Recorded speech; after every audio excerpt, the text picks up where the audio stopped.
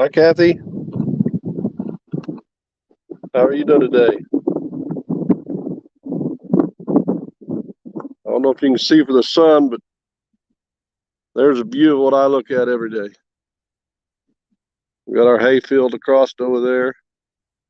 That's down my driveway. We cut hay back here.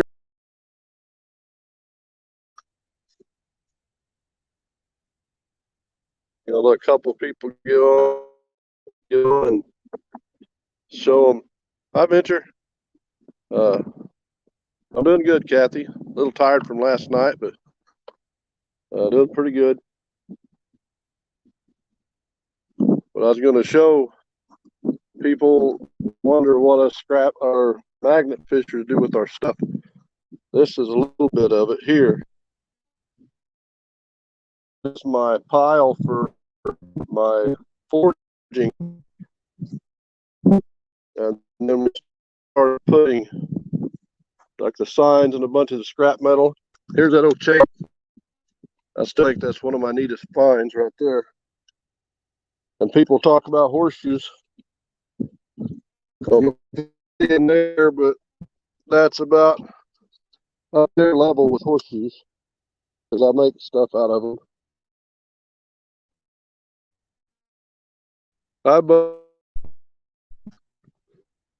And over here, other than the two lawnmowers, is some more scrap. We even got these tubs. When we go and find this little tiny stuff, we put them in these tubs.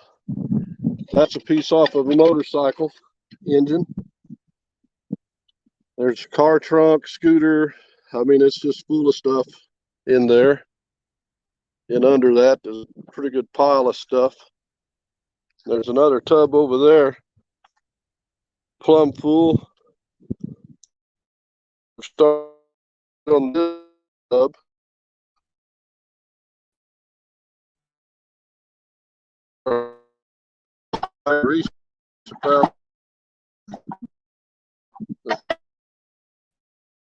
Fork there. Thank you, Harley. And I was going to go to the shop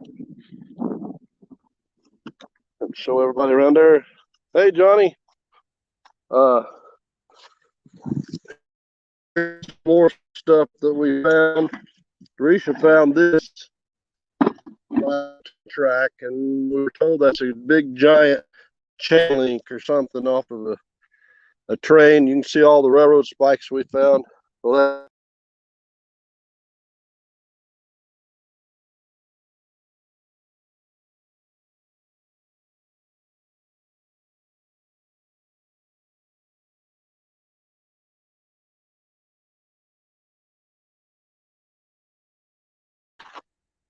sorry, guys, I don't know what happened. I don't know what's going on. I hope you can hear me.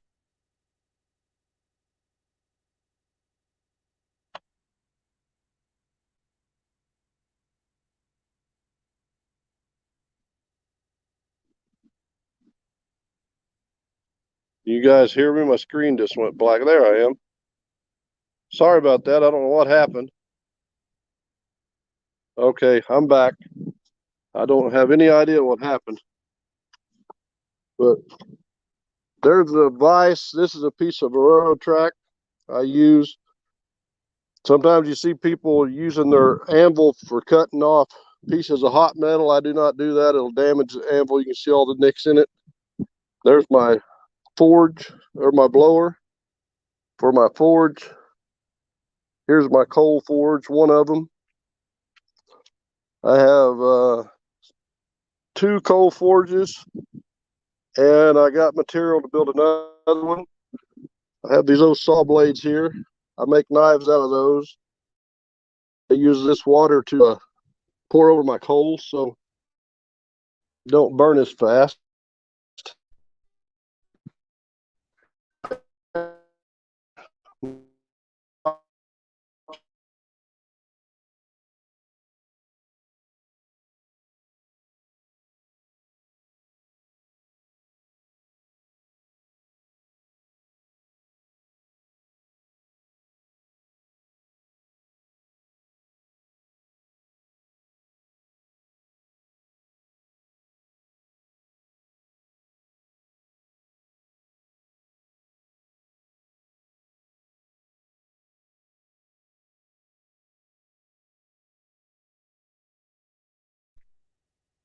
I'm back again. Let's try to go in the building again, see if it'll work.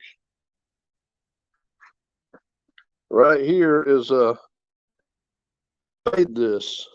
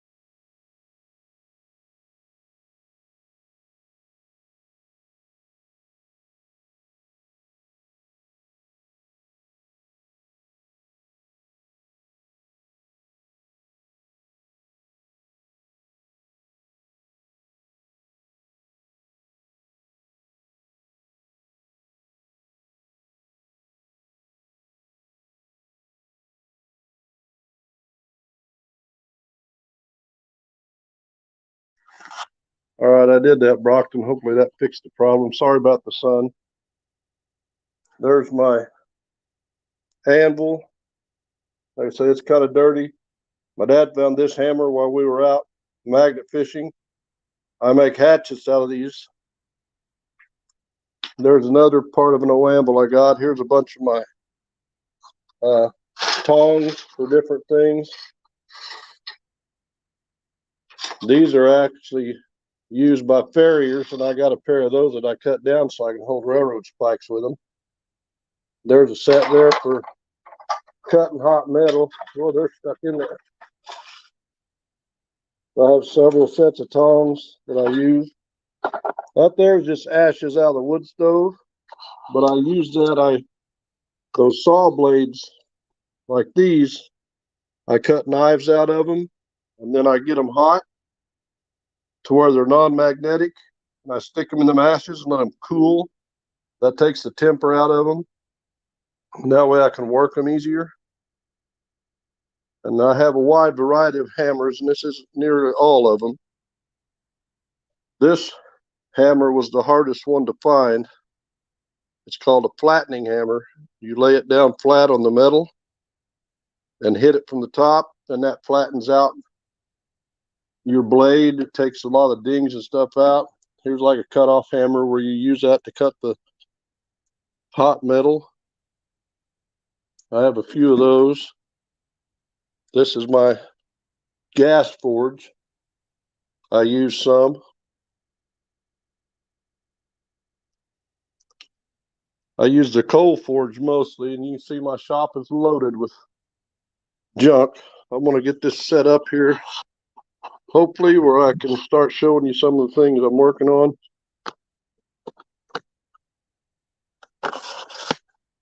But I've been redoing my shop. When I first started, I got every piece of metal I could get because I didn't think I was ever going to find any more metal. And now I have metal running out the ears. Of course, when I started forging, I was not a magnet fisherman. So now we find all kinds of metal to use.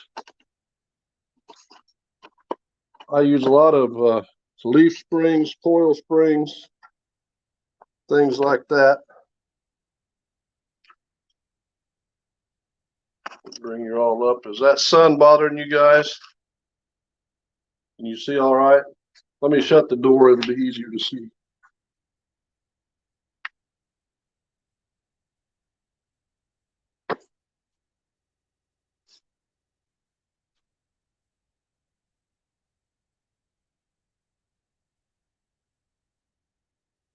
I just threw this. When my dad built this shop, I put the frame up. And yeah, I still got a light crossing my beard, but I can't do much about that. My dad and I pretty much built the frame. John helped me build the frame. My dad and I put the roof on in a day. I put all the siding on. Which a lot of these signs we've either bought or found. Right here is a cross I'm working on for a friend of mine. They give me kind of a picture of what they wanted. They had some people that lived in a trailer on their property, and they took them like 2 years to get them out of there. And so they threw all the trash away they could. They burnt down the old trailer. This is a piece of the frame of the old trailer they had, and they wanted that. She wanted to cross out of that so they could kind of have that as a memory. I was talking about those big saw blades.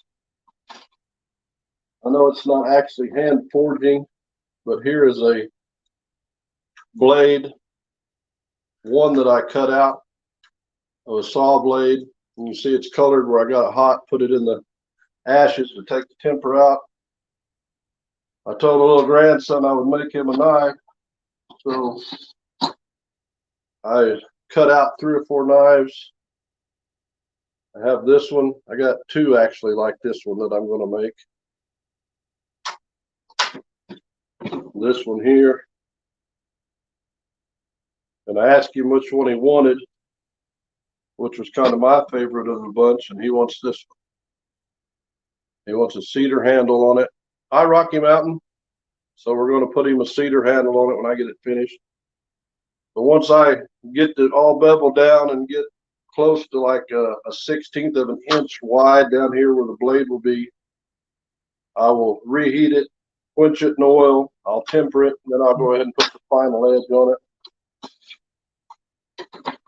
put the handle on it, and finish it up. We were talking about Damascus some a little bit. Well, let me show you this piece first. This is a piece of cable. I showed a picture of my cable knives last night on the live. There's a piece of cable that I use. And you have to heat it, put it in the vise, twist it as tight as you can. Then you have to get a hammer and you have to sit there and turn it and peck it. Once you can get it hot to where it forge welds together, to get it all welded, then you have to start hammering it and flattening it out. There's a lot of work to these. A lot of people don't realize how much work goes into Damascus, but there's a lot. I don't have any Damascus blades out here. The ones that are finished are all in the house. And I think every one of them that's been made is, my dad has one and I have the rest. It's hard for me to get to part with those. And a little on magnet fishing, a lot of people talk about the square nails they found. Here's my square nail. I found that. I'm assuming it was driven into a railroad tie or something. I don't know. It was found near a railroad bridge, but that's my biggest square nail. Hi, Brad. I got this little box here. Stuff, but just like this hatchet, I will take this hatchet. Of course, it's all burred up on the ends, all flattened out. I'll clean that all up. Then I get on here and I draw myself little diagrams, and I'll go in and like cut a notch out here and out here to make it look a little neater, more like a hatchet or a tomahawk kind of thing. I just use my imagination. And here's a few things that I've got done.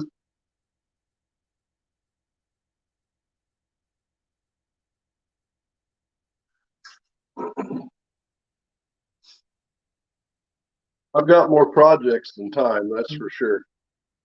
I like the round skill saw blades. I use those. Here's a knife that I've cut out. I've got to finish up. I've made a few of those. In fact, I think I got one that's finished in here. And most of these I just freehand draw. I mean, I'm no artist, but I just kind of sketch it out on the metal to get an idea of what I want. There's another one that I did like that. This one, I made a pattern, so I made a few of them. If it's a shape I really like, I'll put it on a piece of cardboard so I have it. This was part of a saw blade, a hand saw blade. I took the blade off. I'm going to put a handle in the edge and make like a fillet knife out of it. And here's another thing that's kind of difficult to make, and I'm no welder, but I like these. It's a railroad spike cross. This is called a Rubik cube twist that I have on there. There's a lot of work in that. Then this top is just a twist. And some of them I make also twist each side there. Like I said, my welding skills aren't great, but I keep working at it. Here's a railroad spike knife that I've worked on. And they don't all come out the same shape or anything like that. And a lot of people don't know, on the back of these railroad spikes, some of them will have numbers or letters, and that means some of them are more hardened metal than the others, but they don't make, as far as just a great overall knife. They'll cut, they'll work, but they're not a real hardenable steel. This one here is more like an alligator scale pattern.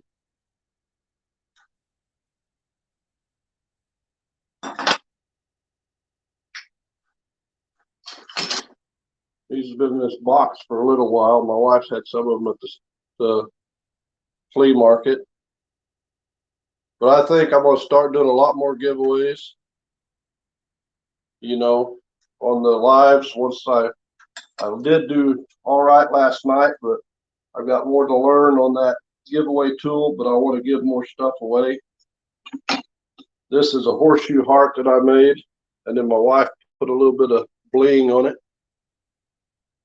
I've got better at making those too. Some of these things are, when I first started, I've improved my skills on some of them. I even made these little keychains. My wife put the ring on them. I made the little keychain. I've got another knife in here that's got a story behind it.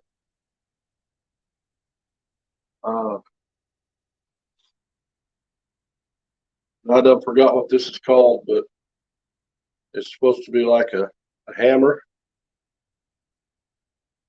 I forget what they call it now. My brain slips a lot on me. Excuse me. And some people around the campfire, they have their metal stakes down and they have a bar across. I made these where you can hang pots and stuff on them. You can hang this over the bar and hang your pot on top of this. But I'll get in trouble when I tell you this story, but I'm going to tell you this story about this railroad spike knife. Yeah, these are a little rusty. I got to clean them back up. They've been in the box for a while. But you see how short and stubby it is. Risha come out to help me one night, and she said, "I'll turn the crank on the forge." I said, "Okay, but you need to kind of watch that you don't get it too hot, because you will burn metal up in that forge. It gets up very heavy." Somebody just come in and it just clicked up, and I didn't catch the name, but hello, thank you for coming in.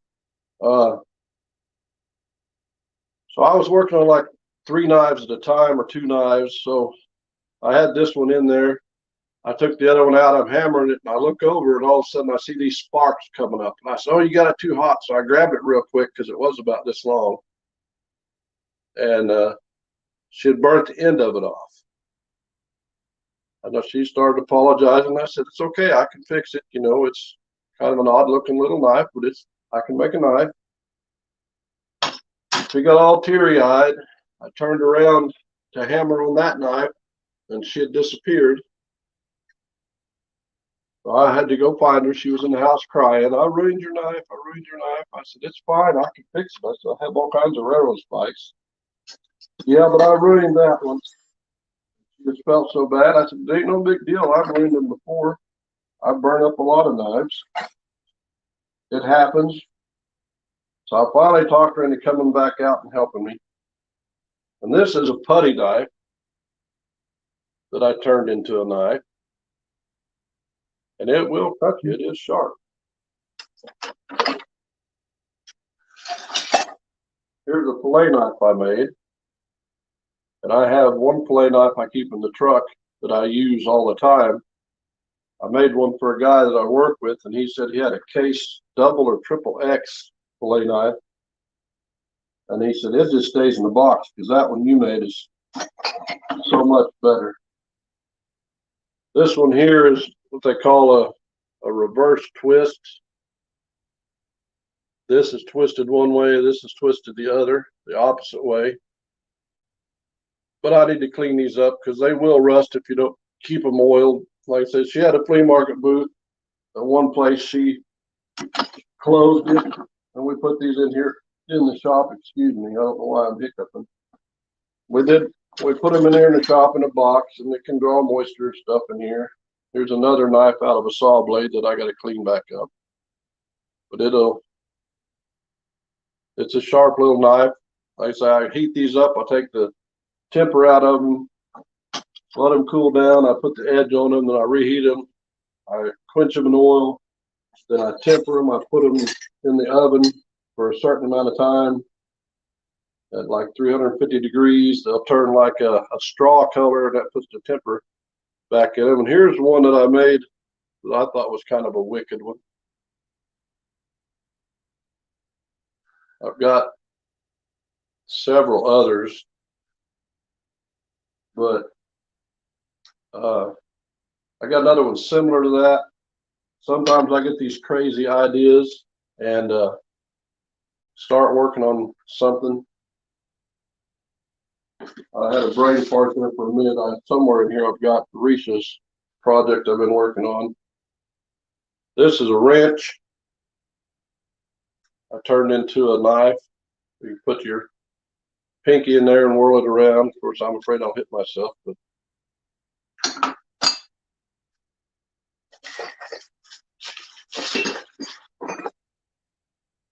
this one is just, what I did was I just kind of twisted it in the middle, just something a little different. You know, I try to do something new. I don't stick with the same thing over and over all the time. I'll try something new every once in a while. This one here, I started to put the grooves in it. It didn't work out, but it still give it kind of a neat look, you know, or I think it did. Well, I was in here looking for some stuff. I don't know if my arm's still bleeding, but I whacked my arm. I have people ask me if I start forging, will I get burnt and how bad? And it's not a matter of if, because you will get burnt. You just never know how bad. Here's another Rubik cube knife. I like that pattern myself. But I'm trying to think of where I put her project. I'm going to look real quick. I did take one of these. This one's a rigid, which it wasn't a rigid. But I hammered this whole thing out here into a sword. I took this piece and brought it out and forged this down to where it wouldn't move for the handle. And she put that in the flea market and sold it. It was more like this one here. I made a sword out of. But since I've been magnet fishing and metal detecting, I haven't had the time to spend out here that I would like. I'm trying to remember where I put her blade.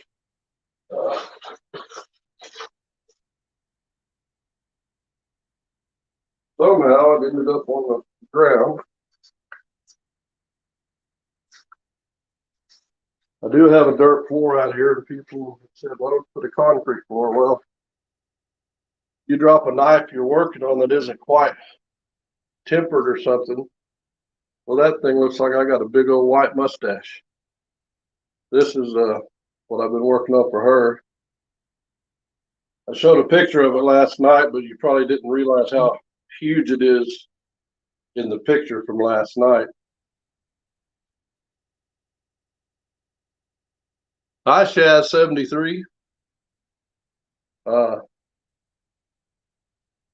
Yeah, I got a stick out there, but it's bowed, and I want to find her another stick so I can make a staff, and I'm going to put it on there like this. Have the stick come up, and then I'm going to wrap it, put some leather around the top and around the bottom. She wants these edges sharpened. I said, I'm not going to make them sharp because you can get cut with it, but I will put a bevel on there, you know, to where it has somewhat of an edge. But that's big and awkward enough that she could get hurt or hurt somebody. I'm trying to think of what else I want to show you. Oh.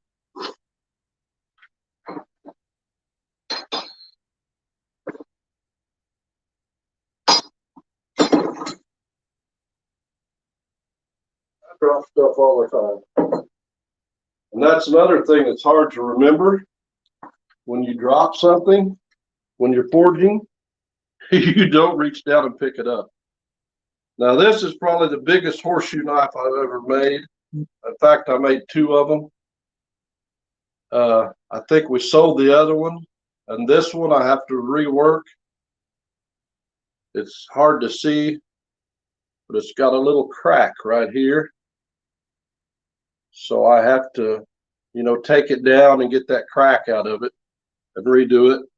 But that's just another project I have. And I have this that I made. I've made a few of these. And this I might do a live one day if you guys want to see me do some forging in a live. This is not cut out of a piece of metal. I didn't just cut this out. This was a square piece of metal. And what I have to do is, from the top, I have to cut down so far. And then I have to turn it halfway. And from this long end, I have to cut up the middle of it so far. Then you get it hot and you unfold it. And it unfolds into a, well, the top will actually be as long as the bottom. Then you've got to figure out how long this part of the cross is and then cut the top off at that length. But you take a square piece of metal and you unfold that, and that's how it gets that hole in the middle. The one I showed on the live last night was the first one I ever made. This one here, you can see is welded at the bottom. I welded it to the horseshoe, if you can see it. The one I showed on the live last night, I took a punch and I put a hole in the horseshoe. I put the horseshoe, the cross through it. I hammered it together to where it wouldn't come apart. The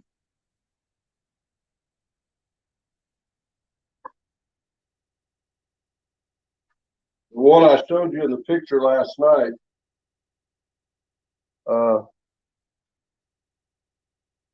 any of those I ever make again will be welded. The one I showed you in the picture last night, I made for my mom. Excuse me. For Christmas 4 years ago.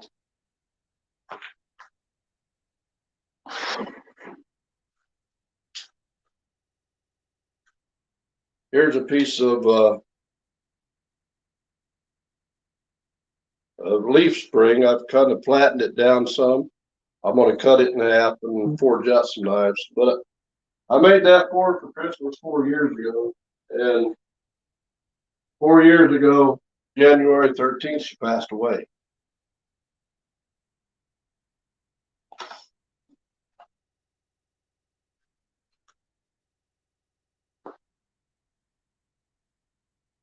And we put it in her casket with her.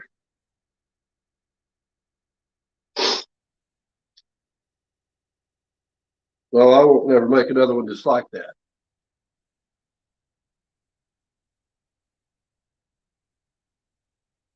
I bought these. These are warthog tusk. I got 2 of them. I'm going to make a couple knives and make these as the handles. I think those would be really awesome. And I don't know that I would be able to part with any of those if I make them, but I might. Most new stuff I come up with, my wife is always, "Can you make another one?" Like, yeah, I can make another one. They're good on keeping this one. Here's some more leaf spring. These here I flattened out, and I kind of cut the shape out, but I'll still have to forge this out, bring it down, thin it out. I'll forge this out, thin it down, and it'll even have a bigger belly to it. And here's one that I haven't done anything to other than cut it out. I'm trying to keep up with the chat, guys, but my mouth gets to going. Yeah, I think they would, Kathy. I think they'll make awesome handles. I was trying to think if I had any other. Oh, yes. Those of you that was in there earlier, I don't know if you all seen, but I've got a 55-gallon barrel out there that only likes about this much being level full with horseshoes. Jake did a drawing the other day for a horseshoe, and I said, "Jake, I'll stay out of that because I've probably got 1,000 horseshoes."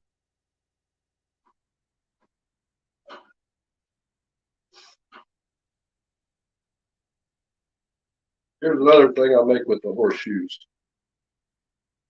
It's a moose, and you can hang him on the wall, hang your hat, your coat, whatever on it. I've got another one on the wall over there. I think I've only made 2 or 3 of these so far. And there's a lot of work in those. You got to try to find horseshoes that's similar in size, and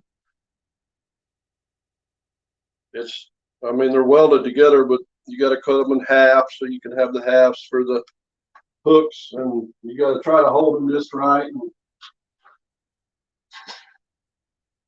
But they're kind of neat. And if I can dig it out, I got something else to show you.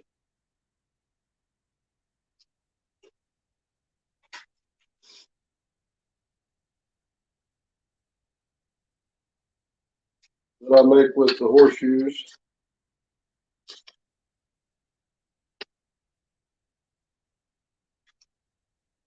Here's a Horseshoe Cross. I made one of these for my mom for Christmas 4 years ago. It's in the house. It'll never go anywhere. I wanted to put it at her headstone, but I figured somebody would steal it. And a friend of mine at work, his wife passed away. And him and his wife and daughter were big into riding horses, things like that. And he wanted me to make one of these for his wife's headstone. So he wanted it to be kind of special to them. So he had some old horseshoes that came off their horses. So I made him one of these. And I knew his wife pretty good. So I got it done. And he asked me what he owed me. And I said, "You don't owe me nothing." Because she was a friend of mine too, and I understood what it meant to him. Thank you, Kathy. I don't know what you're talking about, Brad, because I'm missing out on some of the conversation with all my talking. I got some of my personal Oh, I don't know what you guys are talking about. I'm sorry I haven't been able to keep up, but I've been trying to show you different things that I make.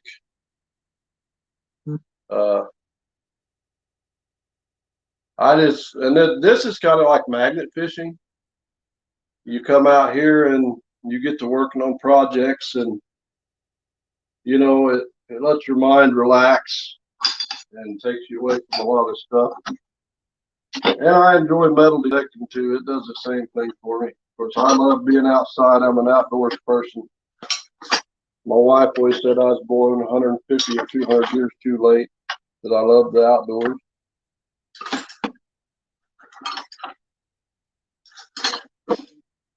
I know I've got multiple projects more around here.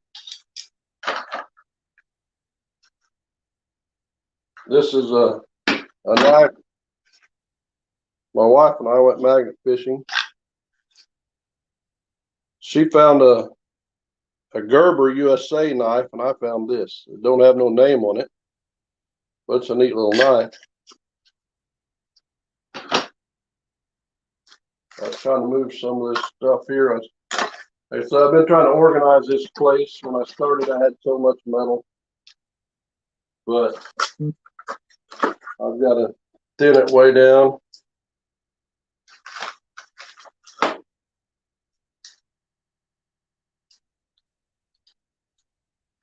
This is just some.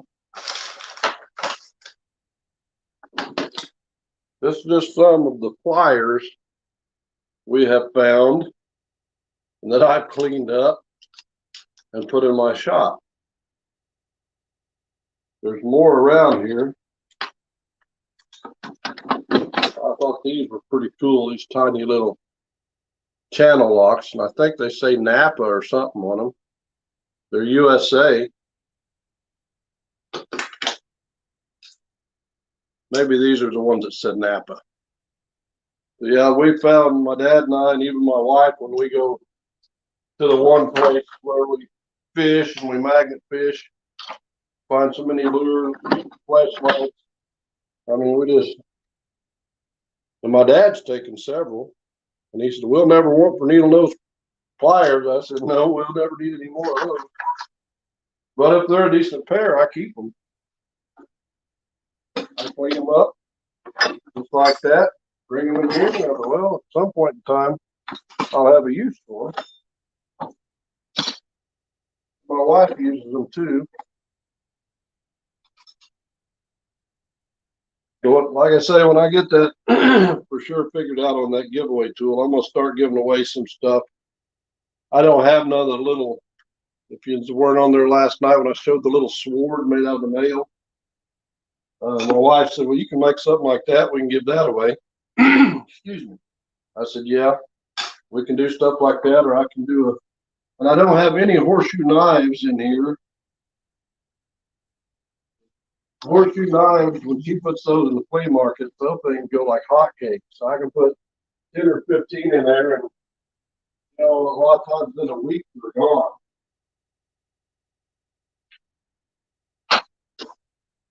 Here's another one of those crosses I made. I'm still scanning. I know I have way more stuff around here. You all have seen the Antler Christmas tree. I managed to steal these two from her, but I'm probably going to have to end up giving her this one. The problem with deer antlers is they curve so much. You have to find one that's pretty straight, you know, for about 4.5, 5 inches, so it fits your hand straight. But I don't very often get any away from her. One of these days I'm going to make a knife to fit this. When we bought this, it was just like this. Somebody had already cut the antler off, so I don't know how big it is, but just to give you an idea, there's my hand. I got pretty big hands. How big this thing is. I can't reach around it. It's huge. I don't know what's up with my throat today.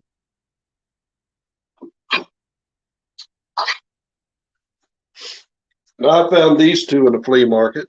I told her she couldn't have them. I really like this one because it's all palmated.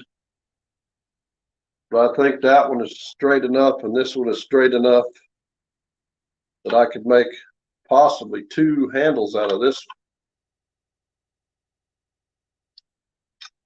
one, if I could keep them hid from it.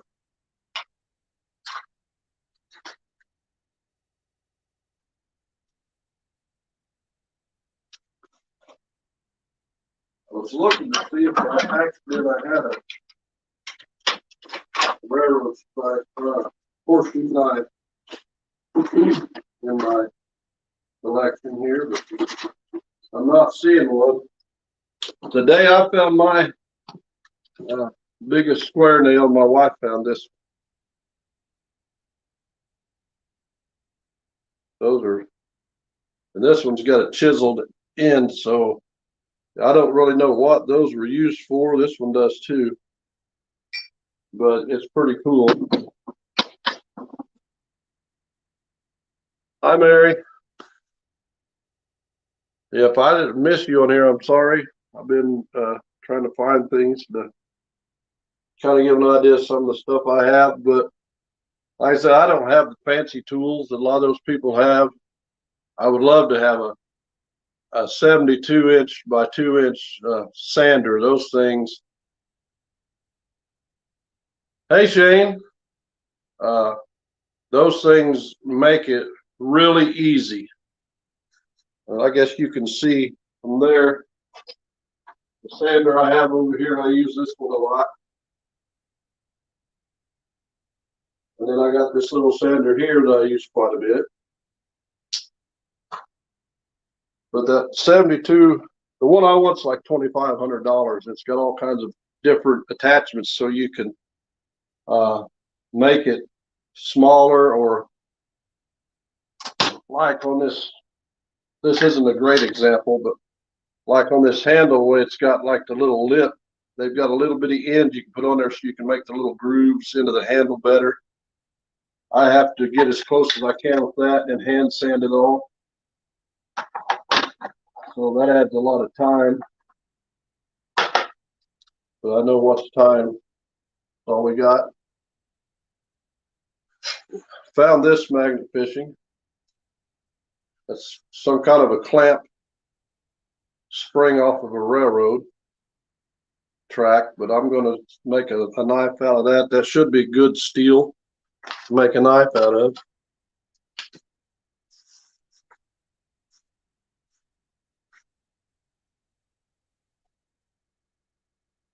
And I bought this hammer because I thought I would use it a lot, but I haven't used it very much. But I think this is the biggest ball peen hammer I've ever seen.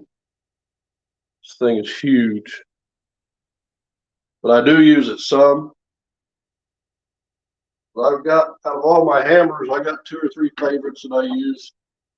My wife's like, how come you need so many hammers? I said, well, you never know when you're going to get that one that you really like. It just feels better in your hand to you. Also, we used to go to a lot of auctions. You all know what this is. This is an old scale, piece of an old scale. It's not all there. Sorry, it's so close. It's kind of heavy, but I'm thinking about taking that and making a giant sword out of it.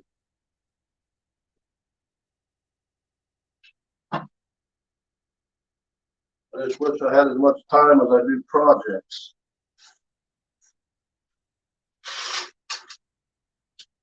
Sometimes we'll come across something like this old knife here. The guy gave me an old butcher's knife, the old square butcher's knife, and the handle was gone.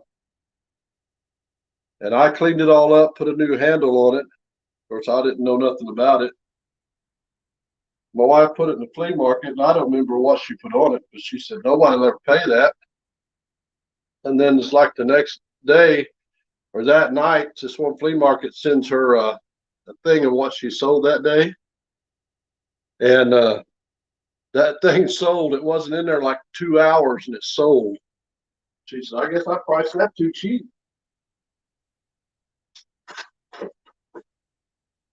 But people collect everything. And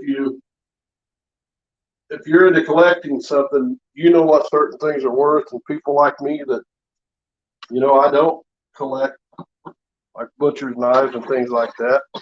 So I don't know one from another one as far as that goes.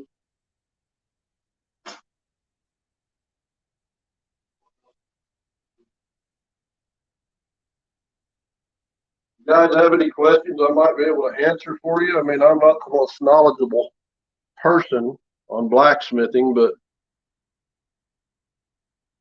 hello, Mr. Kratos.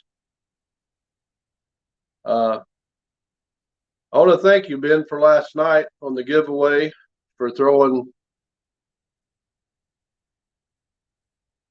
in some stuff. Auction off. Are you going to be the auctioneer, Brockton? I'm no auctioneer. Hi, Tim. Hi, SWFL. Are you going to be my auctioneer, Brockton? That's something I always thought I wanted to do, was become an auctioneer, but I have trouble just talking. So I know I couldn't mumble out enough stuff to auctioneer.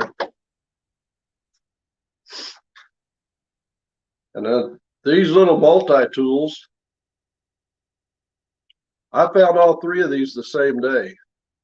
And they all work. I cleaned them all up. Any tools I get that seems like they'll clean up okay, I clean them up. But I cleaned these all up, and they all work. But I found those all three the same day. It's kind of odd that it's neat to find one, but it's strange that you find three the same day.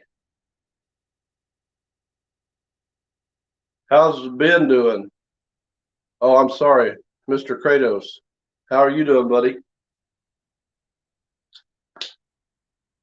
Maybe we can let Mr. Kratos be the auctioneer. But not everything I attempt is a success.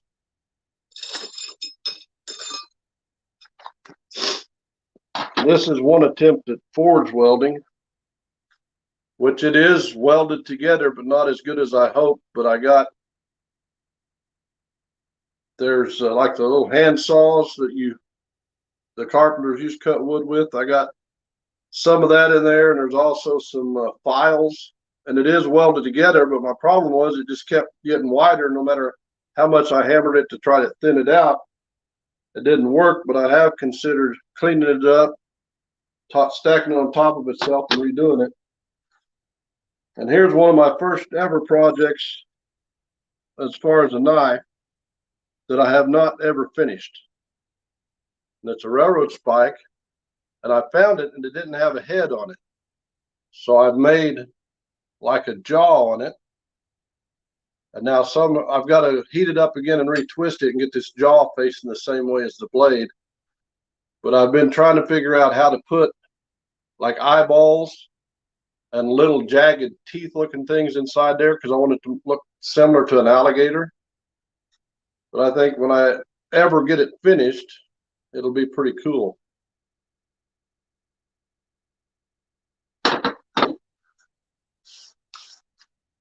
Hey, Jeff. Thank you, Tim. Hi, Karen.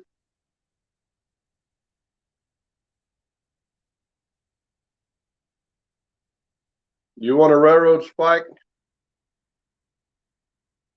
And I don't know if Brad's still in here, but Brad, you said something about sending me a railroad spike.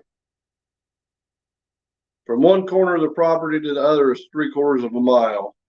And the railroad track runs 3/4 of a mile along the side of the property. So spikes isn't hard for me to come up with. Hey, Furious Fishing. Thank you for stopping in. Appreciate it. Thank you. But I'm going to make, like I said, do more giveaways. I'm not very good on the computer. I'm learning. If y'all just be patient with me, because my wife and I have been talking about trying to do more giveaways, you know, maybe some stickers, maybe a horseshoe knife, a horseshoe heart, different things like that. Which reminds me somewhere I got more projects. Brockton, anytime you ain't got nothing to do, brother, you can come over and help me with some of this stuff. Where did I put it? Got so much stuff scattered.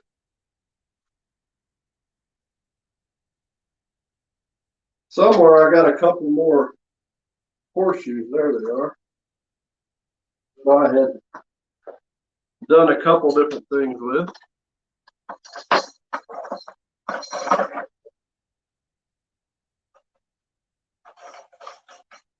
The horseshoe heart that I showed you earlier was when I first started making my horseshoe hearts, and I learned a different way.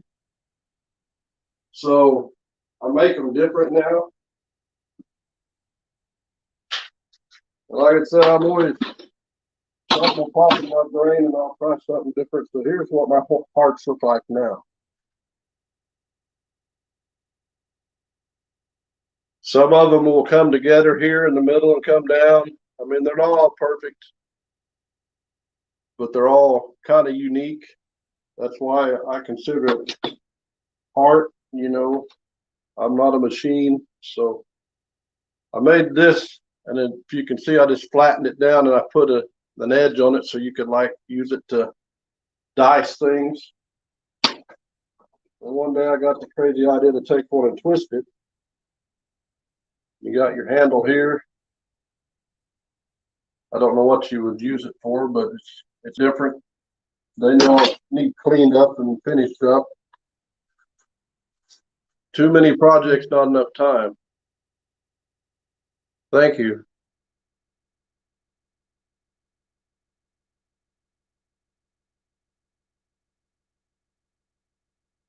You want a heart, Ben? Ben says it's romantic. Hey, Swampy. Yeah, I will do a live at some point in time. Brockton said something about setting a couple cameras up, but the only camera I know how to set up is that one. But I think I could set it, turn it around and face it towards the forge and the anvil so you could see most of what I'm doing. This is all a learning process. Hi, Murph. Thank you, buddy. It's crammed full of stuff, but it's a lot emptier than it was. I don't know how much stuff we took out, and I've even got almost a 5-gallon bucket full over here of stuff that I decided I didn't need.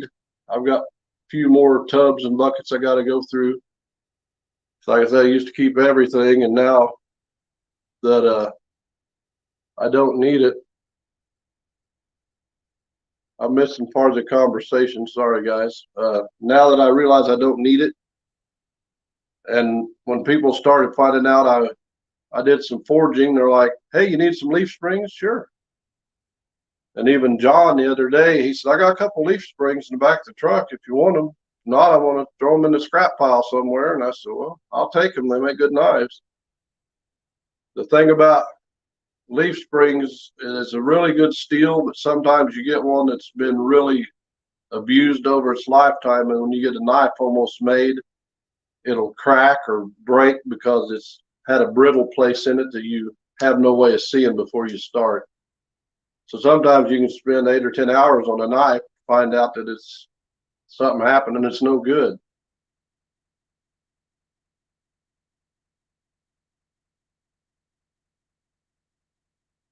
Yeah, it is, Kathy. It's great for materials.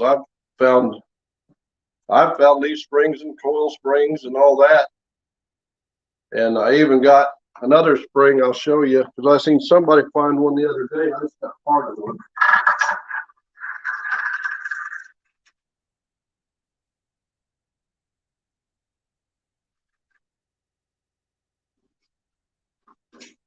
I could oil that hinge, but then I wouldn't know if the wife was sneaking in on me. I got this coil spring. This is off of a railroad car, and it's going to be really good steel, but I think it's magnetic. It won't hold that, but it is magnetic.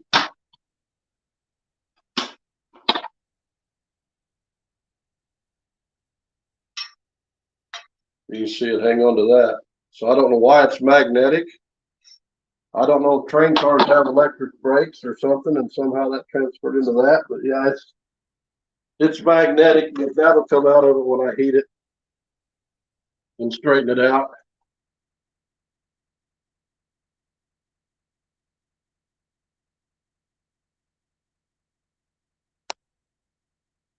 Oh, Mary Brockton, are you taking notes on how to be a real man? That's funny. Well, Brockton couldn't help me right now. I guess he could hold the camera with one hand while I forged.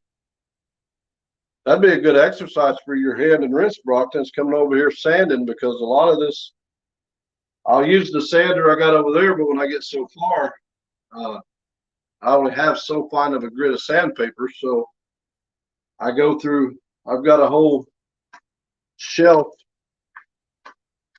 in the corner. If you see that little white shelf over there, see those different trays?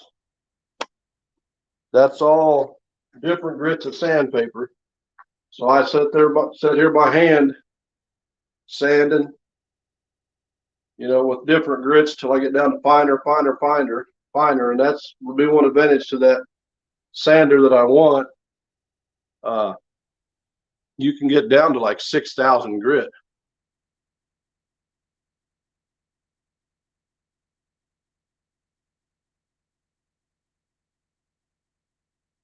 Yeah, with Tim, I don't know where I would get an airplane prop. Benny's bidding $40. What are you guys bidding on?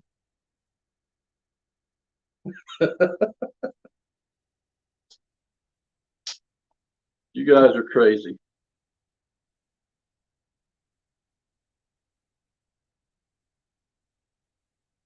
And yeah, I know a lot of people seen the knife that I sent Clay.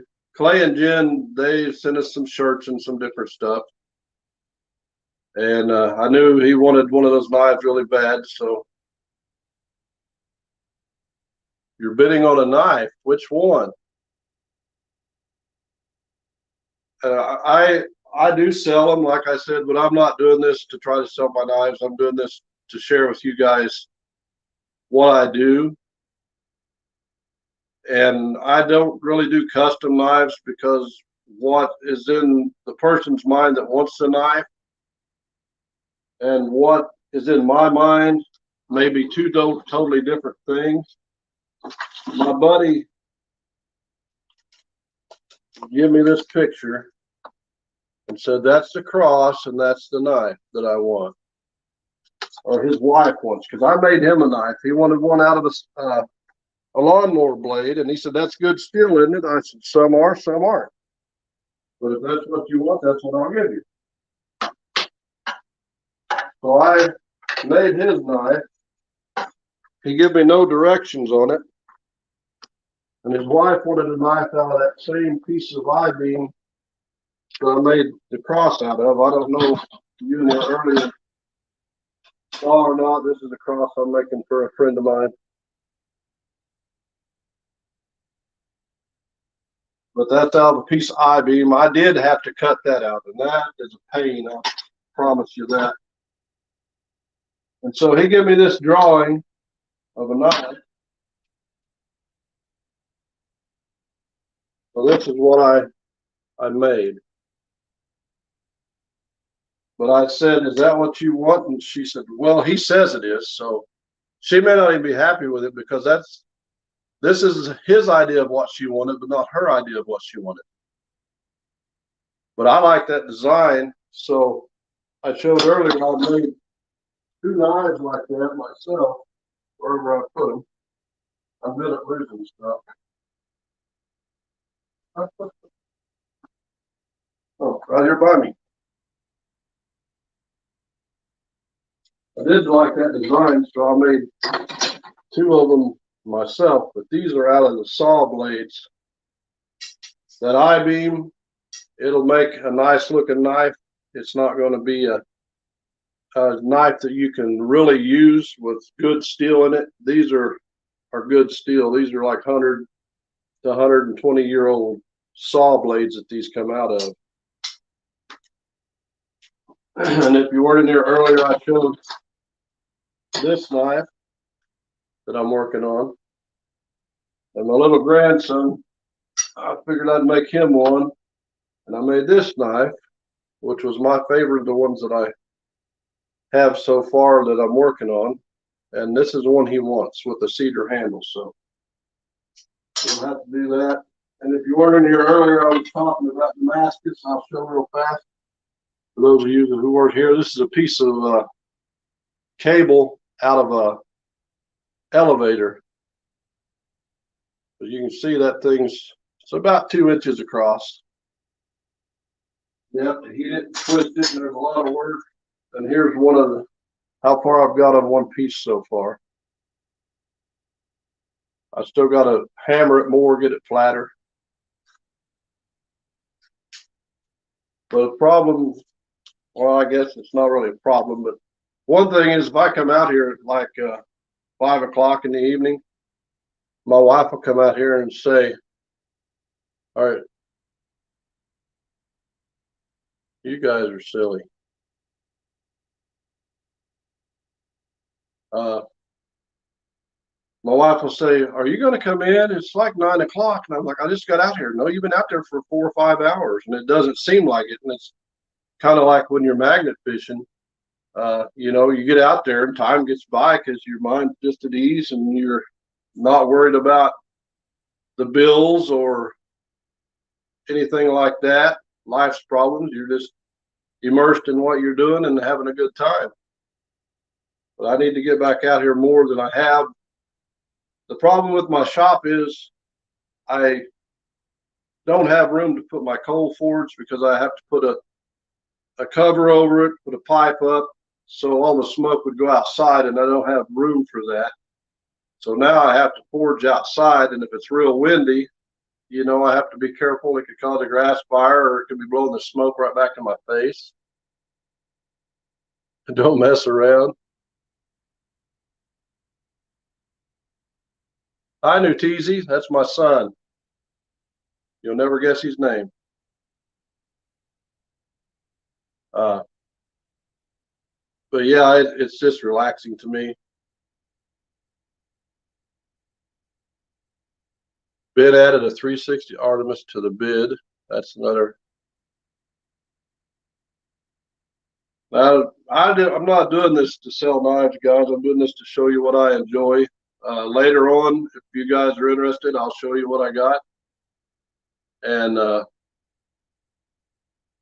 you know, I would sell them, but that's not what I'm doing this for. There was a lot of questions when Clay showed his knife off.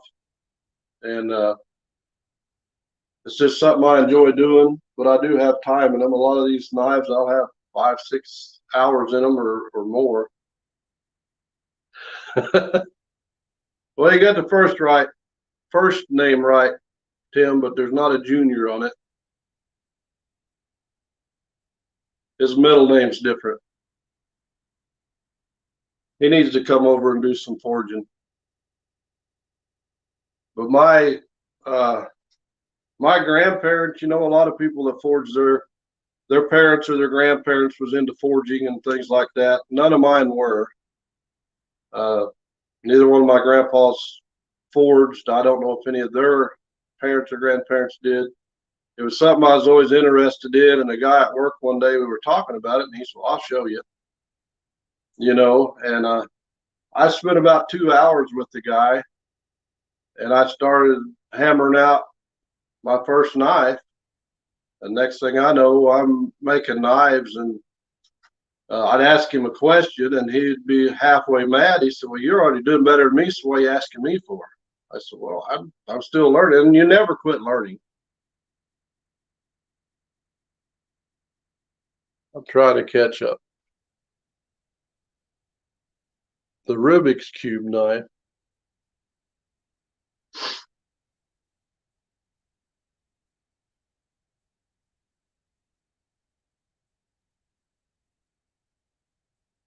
$129 plus the Artemis. Dude, I might have to do that for the Artemis. Guys, I don't want y'all doing that. That's not what I'm doing this for.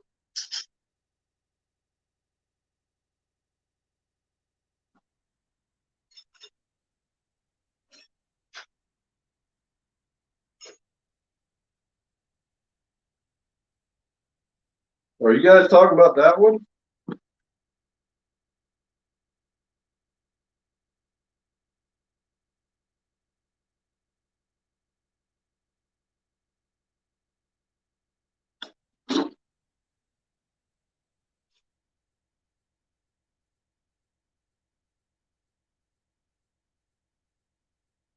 I I don't know what to say, guys, because that's not why I'm doing this today. I just wanted to show what I do. I appreciate it. If I had time, I'd make everyone a knife to gut them deer. Ben, I'm going to make that happen, buddy. As good as you've been to me and my wife, and as good as you've been to everybody. Because there's nobody else out there, any magnet company anywhere, that comes close to how good you are to everybody. So I'm going to make that happen, especially for all you've done for us. And another thing, you and Risha, I don't know what you two got going on behind my back here, because she was afraid when I got that message the other day about the shipment, because you were going to send me a hat and a t-shirt. She said there's a surprise, and then she stopped at the mailbox today and got the package. It came in Tuesday, but we didn't know till yesterday that it came in. And her and the daughters heading back from Springfield with that package in her Jeep. So I didn't even have a chance to peek in there and see what surprise that you two have planned for me. But whatever it is, I know I'm going to love it, and I appreciate it. It's Clark's Cove. Hey, Clark's Cove. How are you all doing? Thank you for stopping in here. I know I'm going to love it, but I'm going to come up with you a knife, Ben. I'm going to make you a knife for all you've done for us. I appreciate you, and I know everybody that's Team Kratos, and even Brockton, who is not, appreciates what a great guy you are. What you do for the magnet fishing community and for everybody in general. I don't think we could ever thank you enough or pay you back enough for what you do for all of us.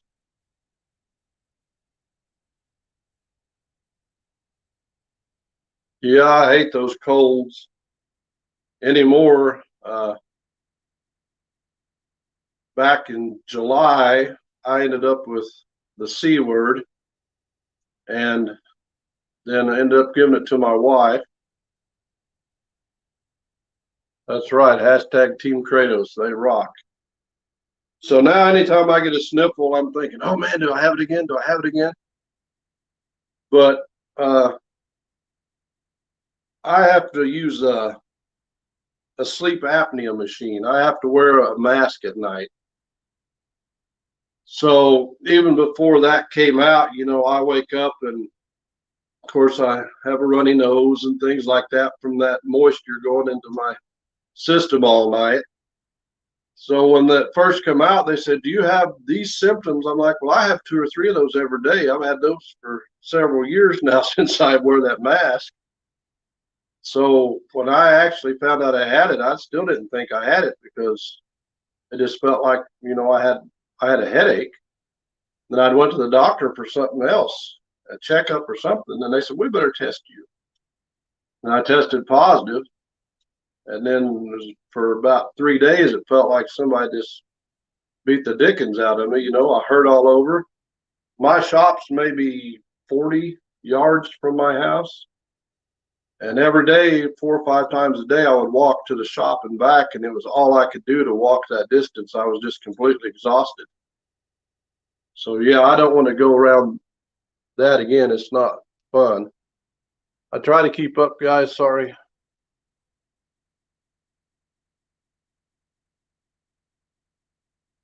I had you a knife. Yeah, it does, Kathy. It sucks. But you know, I would be at work. I used to be a production coordinator. I had like 30 people that I was over and I had to watch.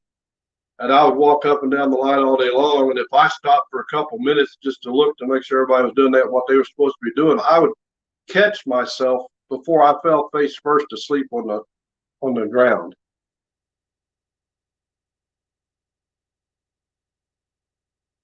Brewers, hello everyone. You had me at knife. I'm behind now. I'm not keeping up. But yeah, I would almost fall face down, asleep, and I would snore, I guess, real loudly at night. And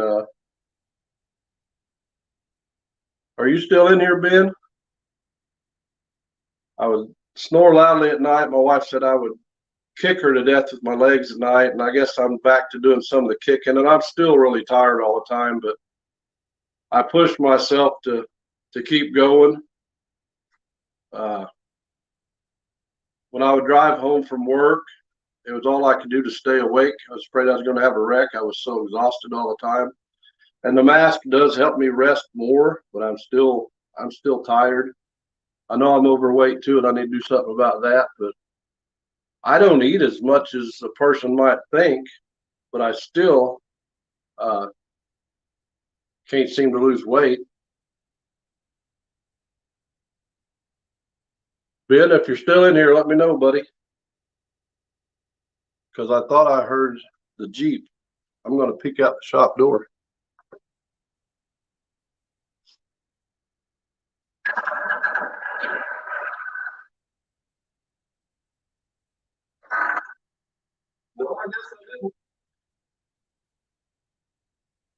Where we live, those of you that weren't in your homes, if I can keep from blinding you with the sun, I'm going to show you real fast. I know the sun's bright, but there's my view from my shop, and it's nothing unusual to see deer and turkeys and stuff out there. We had a little fawn. In fact, I put a few shorts on of that little fawn. I think something happened to its mama when it was tiny, and that thing would be in the yard eating, and we could go outside on the porch, and we would even kind of talk to it, you know. And it'd pick its head up and look at us, wiggle its tail, and go right back to eating. And about the middle of firearms season here, we didn't see it anymore, and we thought, oh no, something happened to that baby. Hi, Squatch.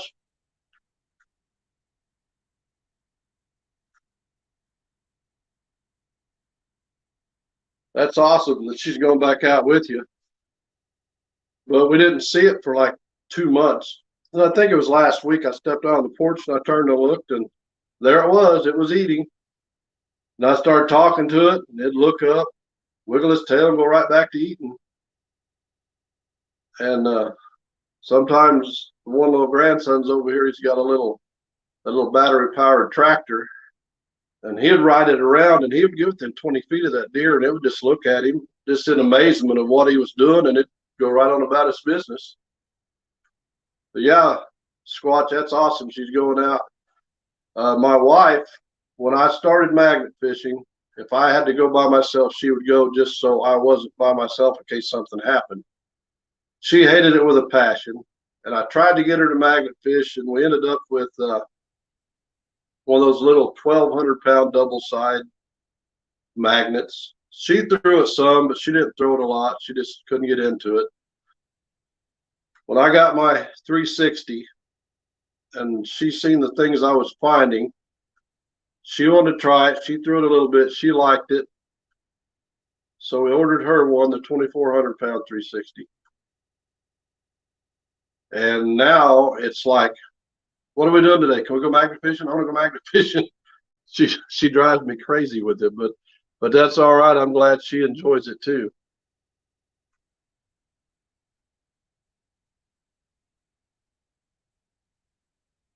I was reading Brockton's comment. Yeah, I guess I will, Mary. I will message Ben. Like I say, as much as he does for not just my wife and I, but for every Team Kratos member, I will make him a special knife because he's been over backwards for us. I first bought my magnet. I had a different, well, I still have a different rope. I had an extra rope. My wife ordered hers. She ended up giving her magnet to that little boy that day. We ordered a new one. I told Ben that she'd gave it away to that little boy. And whenever we ordered her magnet, she had a box full of stuff that he did not have to do. And she had the magnet and the rope and the claw and the scraper and the little thing you hook your scraper to in the bag. And yeah, he didn't have to do none of that. But he's an awesome guy.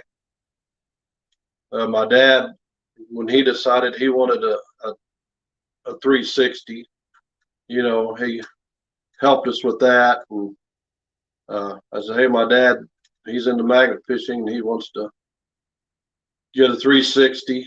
And he was out of stock at the time. I said, let me know.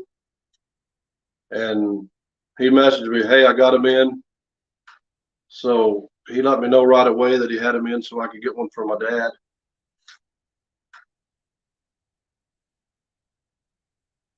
Why be let's sell another knife, Brockton? Didn't even know we sold one. I haven't been able to keep up with the chat. I was showing too much stuff. Missed the conversation. Yes, they are, Kathy. They're the best.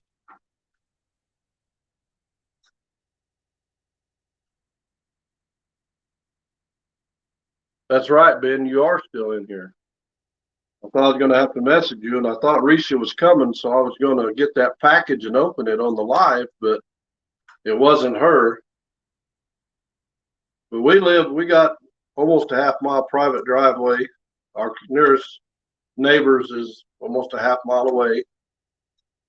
But there's a racetrack in a town that's about 12 miles from here. And when they're having the stock car races, it sounds like it's in our front yard because there's a big holler, we call it a holler, because we're hillbillies. It runs up alongside the place. And so you can hear from the road it's 3/4 of a mile or so away. You can hear semis and stuff, and they sound like somebody coming down our driveway. So I thought it was her, but it wasn't.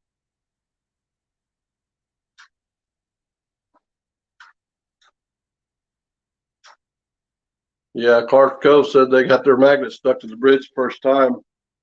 We all do that.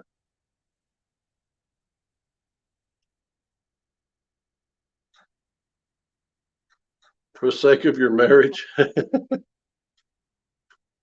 Yeah, Risha loves her Artemis.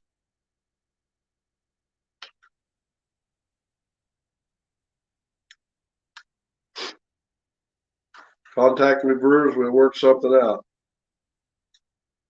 But yeah, Ben is awesome.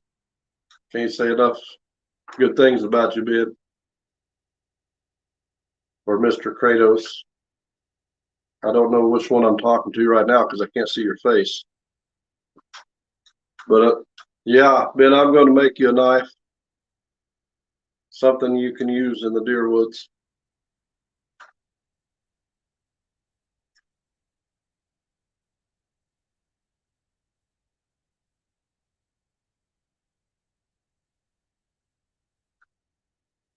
We'll have to do a split and get the magnet and the divorce.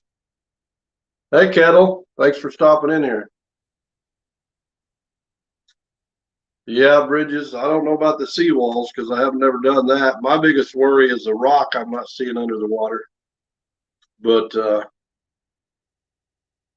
I've had mine stuck to bridges and different places. Luckily, I've always got it back. Risha got her magnet stuck in the water one day, and it was about this deep. Then I had to dive under, and I like to never got it loose. It had wedged in between two rocks, and somehow another rock had fell on top of it. And there was quite a bit of current, so every time I'd go under, it'd try to wash me downstream. So it was a pretty good battle to try to get that magnet back.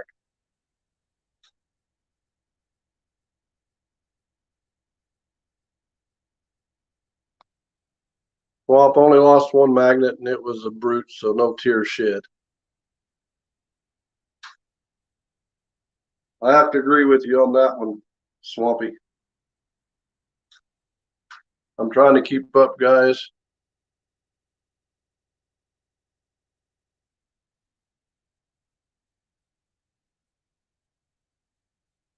You use your kayak to get it. We've magnet fished out of kayaks some, and Jake and Adam do it all the time.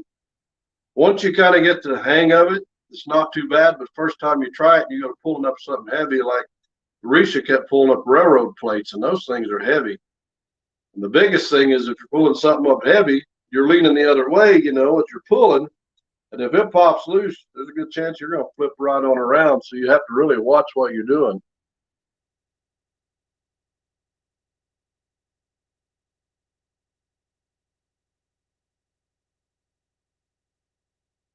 No, no, Ben, I'm not going to use the Titan in the kayak. That's just too much magnet for something like that. If you're standing on the bank, you got a chance, or the bridge, you got a chance of pulling it loose. If you're in a kayak, Risha had her magnet stuck on something underneath the train bridge, so I had to go up. Me and Hillbilly got up with the train bridge. I lowered my magnet rope through. She clipped hers on it. I pulled it up, and I squatted down and pulled for everything I was worth before that thing popped loose because there was no way that was coming loose out of a kayak. It just wasn't going to happen.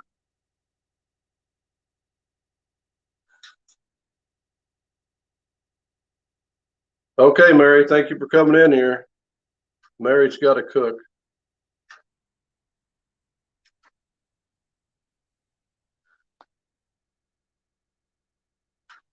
You tied your wives to the car. That's another story about the wives. Thank you, Brewers. Yeah, this place, we lived in the town next to this place, which is like 5 miles away when I was a kid. And they moved here when I was 2 years old. My parents bought this place when I was 2 years old. And my grandpa had a place, which I think it's 11 miles from here. And when he passed away, the land went between my dad and my sister, and my mom and dad built a new house out there. And I stayed here in the old house I grew up in for a while, and it was, you could run two wood stoves in the wintertime and you'd freeze to death because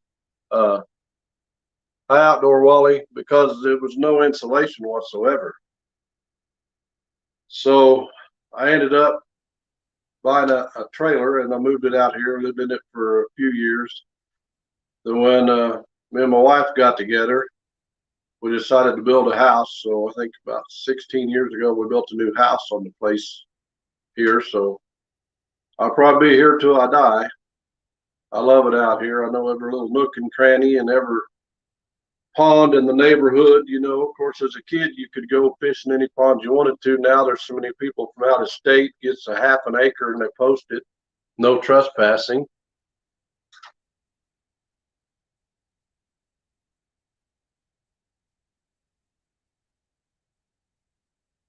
Yeah, I'd love to go with you sometime, Ben. Archaeology, I always thought that was really cool, doing all that stuff.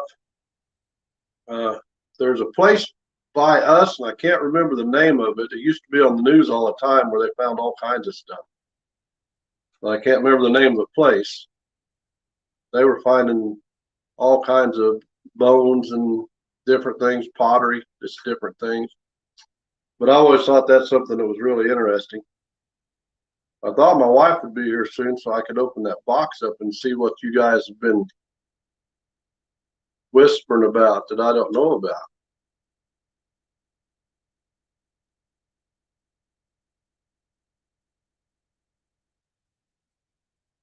Yeah, I just don't know if I'd have time for archaeology because I see them with that little tiny brush sitting there, just moving every little speck of dirt, and I get impatient sometimes. And that's one thing I've learned about forging knives. You can't be impatient. You can't rush it. You got to take your time because if you don't, you just end up with a mess of nothing. So it's helped my patience quite a bit. But it is something that's really cool to do. I like watching it. Risha, she was hooked on Egypt, the Egyptians, and all that, and all the pyramids, which is really cool. Hi, Rock City. I didn't see you come in earlier. You're out digging today, Ben? I hope you found some cool stuff. We still watch the shows on the pyramids and all the things that they found, and it's really interesting to me. I was trying to think if I had anything else to show you guys. I know there's more stuff in here, and yeah, I've got a lot of projects. And it's funny the things you can make knives out of. You can make knives out of any metal. I mean, I'm not saying that, but as far as good steel, you got to have a high carbon steel. You can't have for a good knife. You got to have a high carbon steel.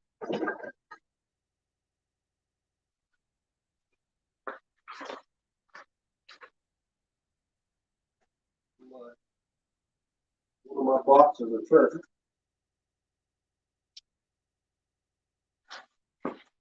I have this. That's a big bit. And it took a big brace to turn that bit. But this is really good steel. Someday I'll have to heat it. I'll have to unwind it. I'll have to flatten it. But someday I'll make probably 3 to 4 knives out of that. But I try something new all the time because that's how you learn. I used to watch videos on YouTube all the time about people making stuff. That's how I learned how the different styles of handles for the railroad spike knives. And then if I seen something and I would think of something close to that but a little different, or if I'm in the house and I get some kind of brainy idea, I have to try it. Hi, Jeff.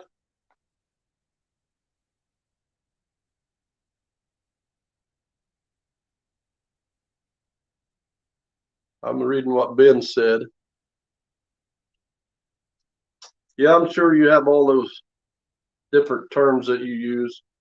So I know nothing about archaeology. I know I like watching the stuff people find, and I always found it interesting.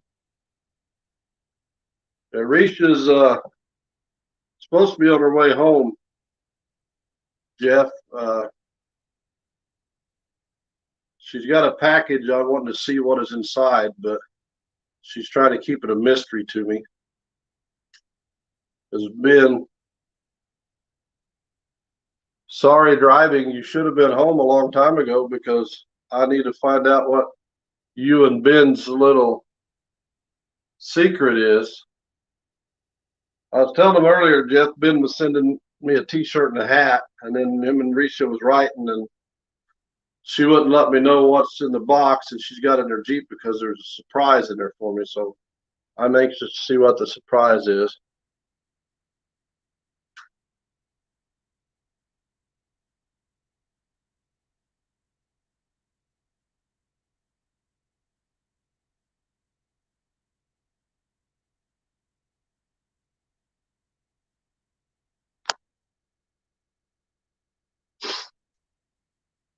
I don't know how far away she is, but she said she's driving.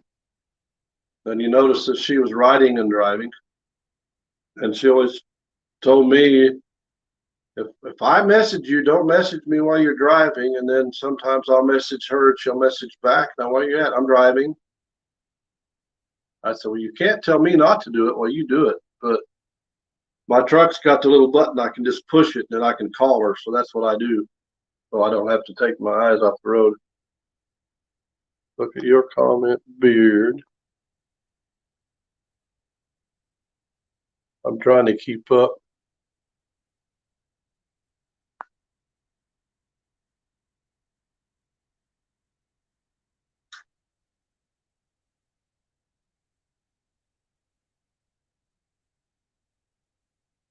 That's awesome, Brockton. But you didn't have to do that, brother.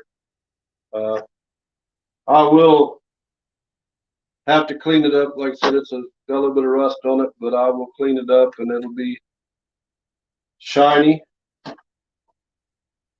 and nice. Whoever want it, get with me and I will get your address. I appreciate that. But I'm having trouble. I have to lean over to see that, even though I got my glasses on, I can at least read it. I told Risha when we do lives, I'm going to start wearing my glasses because I can't read the screen. So I don't know what everybody's saying.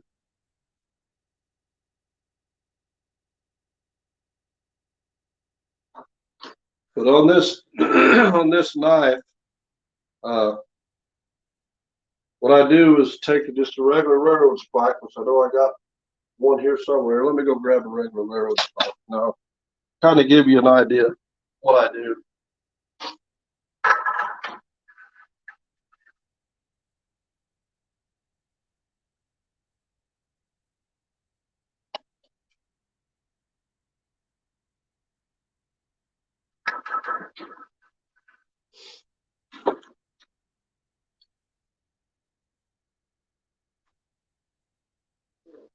I'm special because as I'm walking back, I see one laying right there. But that doesn't surprise me. That's me. So on this, I know this is really rusty, but you have to like go in the center between each side and cut down so far, however long you're going to make the handle. You have to do that on all four sides. And then you go through on like this corner and this opposite corner, and you cut every so far. So from line to line, and then you twist it, and it opens it up like that. I know my lines aren't going to be straight. Maybe you guys can get the idea.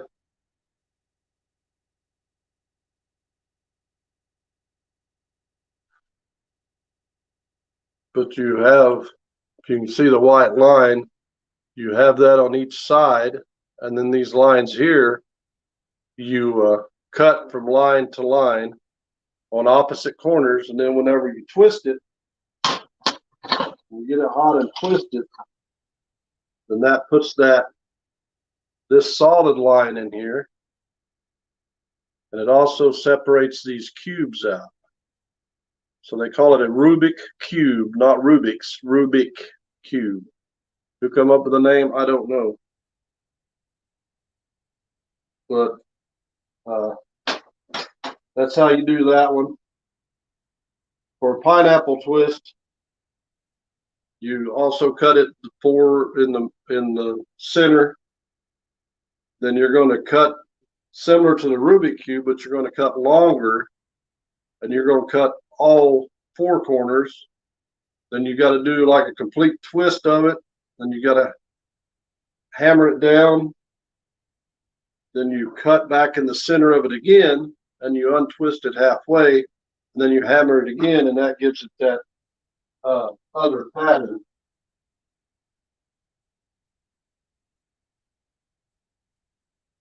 Which this one isn't the best example because, like I said, this is one of my first ones. But you can see it gives it kind of a different pattern. It almost looks like a scale on there, and they call it alligator scale.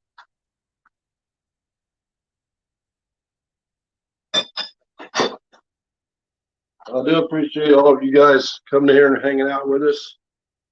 I haven't seen Bone Dead in here in a little bit, so I don't know how far from home she is, but I was hoping she'd make it in time that you guys could see the surprise with me, because I have no idea. All I knew about was a Kratos hat, which I will wear out because hashtag Team Kratos, and a Kratos shirt. So they were talking some shenanigans behind my back about it. I hear something, but I don't know if it's her or not. But it'd be really cool if you all could, excuse me, I don't know why I got the hiccups, if you all could see what I'm getting along with me. I'm going to peek out again real quick.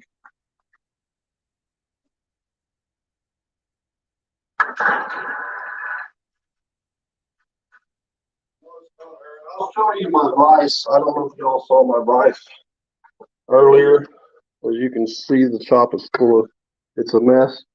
I got my little welder. It's just a little Harbor Freight welder over there. And this is a, what they call a post vise, because it has the pole that goes all the way down. I think this one has the, maybe the 5-inch jaws. And this is a bigger post vise that I use. And it's got the 6 or 7, I think it's got 7-inch jaws on it. Those things aren't real cheap either. But like I said, I go to a lot of estate sales. That the first one I showed you, the smaller one, I was in an estate sale. They had an anvil I went to check on. And I think I ended up giving $30 for that. And most of those things were selling for like $200. And when they couldn't get a bid, and I bid, one guy bid against me a time or two, and I couldn't believe I got it because it's complete. It's got the ball on the bottom. It's got the piece on the back you fasten down, and normally you get like a, some people put them to metal benches. I got mine on a big old piece of wood. I've got another little anvil up there, a little cheap anvil. I also have another anvil that we were talking last night. There's a railroad track anvil. Well, that's not. This is one railroad track anvil I got, which they make good anvils if you can get them flattened. The only bad thing about a railroad track, you haven't ever really looked at them. The top of it is, it's got a curve to it. So if you're not careful, if you're hammering out like a knife or something and you're going across, next thing you know, you're bending it over that curve. And I was going to dig another one out. I got my dad's. He used it for every winter. He'll sit there and crack walnuts and pick the goodies out of the walnuts all winter long, and he'll have bags of walnuts. And he had it in his shed. He hadn't used it for 3 or 4 years. He said, "You might as well have that." And I ain't never going to use it again. So I have that. You know, that's one of the things that'll never, as long as I'm alive, will never go anywhere, because it was his. And I enjoy him going magnet fishing with us too, because I haven't seen any other 84-year-old magnet fishermen out there. If there is, I haven't seen any on YouTube. He's another one that when I started magnet fishing, he'd watch me and I'd say, "You want to throw a magnet? I got an extra one." "No, I'll just watch." Then he finally got to where he would, I think I hear a radio. He finally got to where one day we was at a dock and I was finding knives and all kinds of stuff. And he says, "Do you have an extra magnet? I might try it." I said, "Yeah, I got one." So he got down there, and it wasn't just a minute he had found a knife, I think. He'd found something, and he was all tickled to death about it. And next thing I know, my sister had bought him one of those, I think it was 1,800-pound or 1,200-pound double side. He threw it forever, and finally, after he threw my wife's Artemis a couple times one day, but she didn't go. I don't know if y'all can hear that music or not. I guess if you hear that, you know she's home.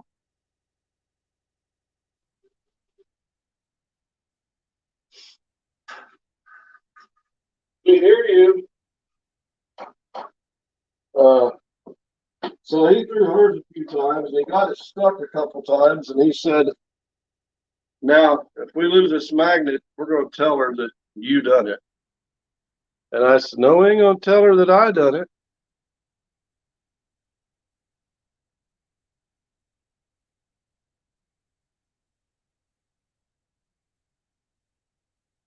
I'll see if I can do that, Ben.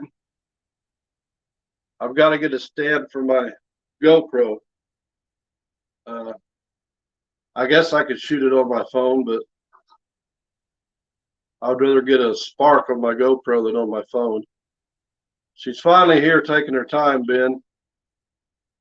She gets in here. Hi, Jeff's Obsession.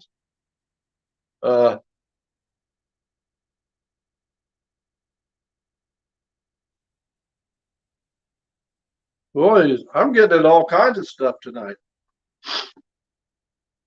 Bring me that box, lady.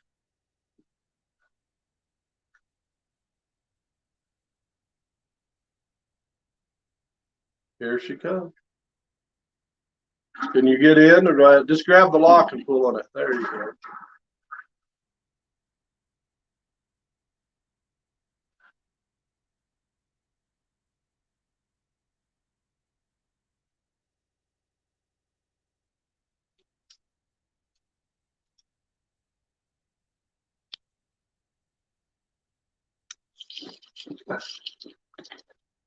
She's already been into this.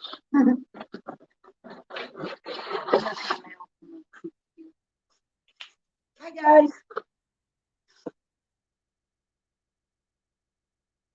Ah, I will open that in a minute. I've been waiting on that. Who else? A while back, I was on Mirrors Live, and I won a sticker pack. And I also got a pack from Joker's Magnets in Canada. My hands are dirty. Maybe you better take those out of there. Awesome. Love them, Ben. Yes, thank you, Ben. They're awesome.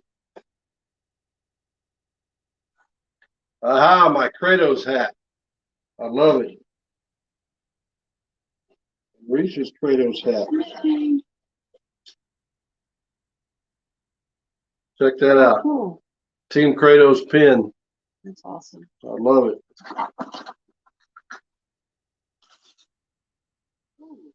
And a poker chip. Thank you, Ben. We appreciate it. Yes. Of course, I know she's going to still. Whoa, don't lose those. Our Kratos stickers. Sweet. Thank you so much, Ben. Yes, that's awesome. I don't know how Team much. Kratos. How much of this you've watched or listened to? Not very much, just on my way home. But in the midst of all this, me showing them what I've been doing, Yeah. I think Brockton got it started, and they auctioned this off. Wow. And Ben threw in a magnet. Oh, wow. That's I don't even awesome. know who won. Oh, And that puts that. that's cool. So, first off, I don't want to show his address, but this is from Joker's Magnets.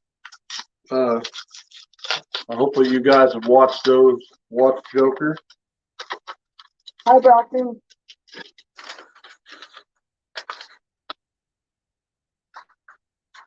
Oh man, those are cool. Hi, Tam. Sweet. Look at those. Hi, Kathy. Those are really cool. Thank you, buddy. I appreciate that. We're gonna have to do like everybody else and get us a board and put all our stickers on it. Our bucket's not gonna hold them all. No. And this is for Mir, and we'll have to send him.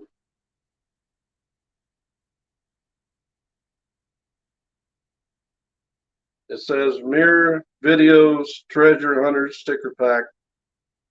1K live chat giveaway is what it says on the back. And I knew it would take a little bit of time to get here because it was coming from Canada. I'm going to use my pocket knife because he's got it taped up every way from Sunday.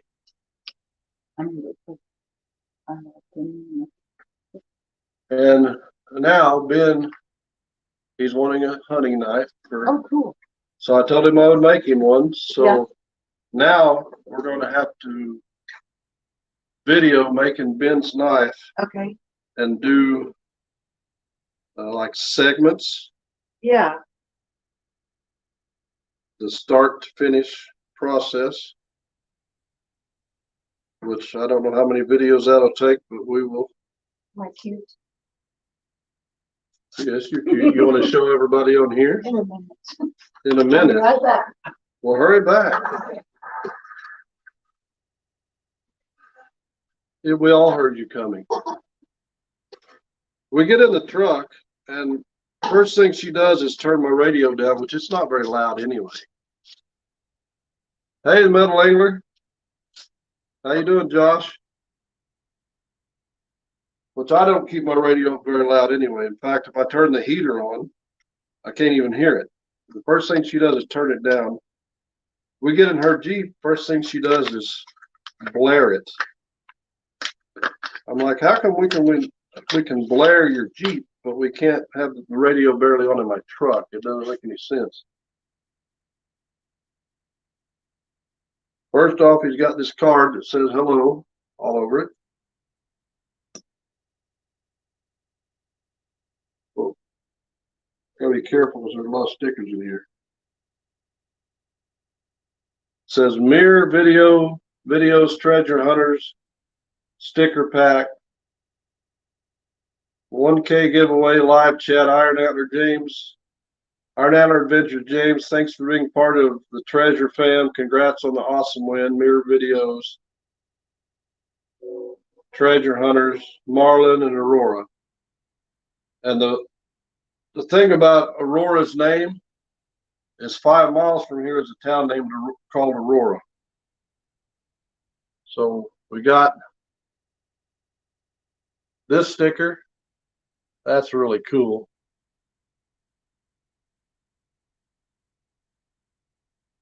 This one. Oh, he wrote on the back too. I didn't even look on this one. Yeah, Sunday, CMG Sundays hologram sticker. This says hologram sticker on the back. 2 Iron Antler Adventures. He must have done that so he remembered who it went to. I think most of you guys know this guy, Tripwire. We had this sticker made from Tripwire using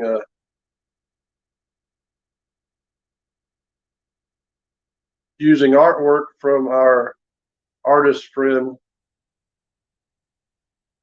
Nicodano. I can't, maybe one of you guys can pronounce that name. That's pretty cool. We got 2 of these.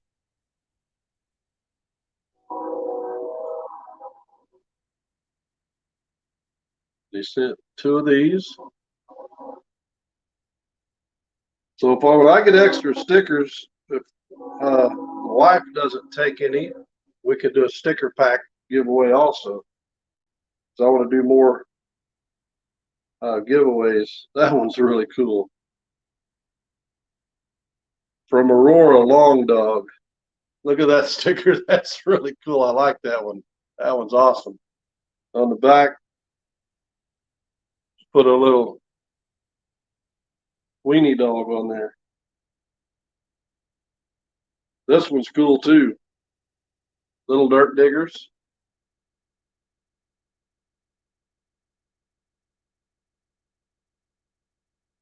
Glossy at Treasure and Treats.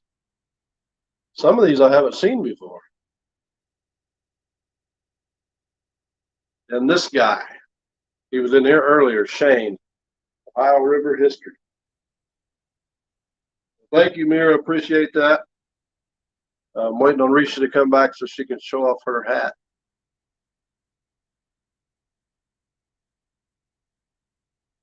I missed something. Oh, they live in Japan, Tim? Well, they did an awesome job on that.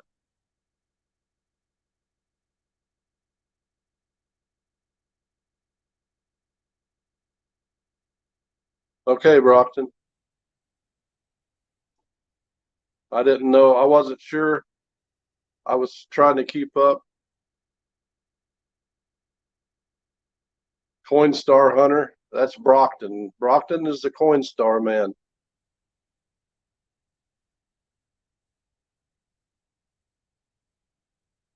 I'm scum magnet fishing.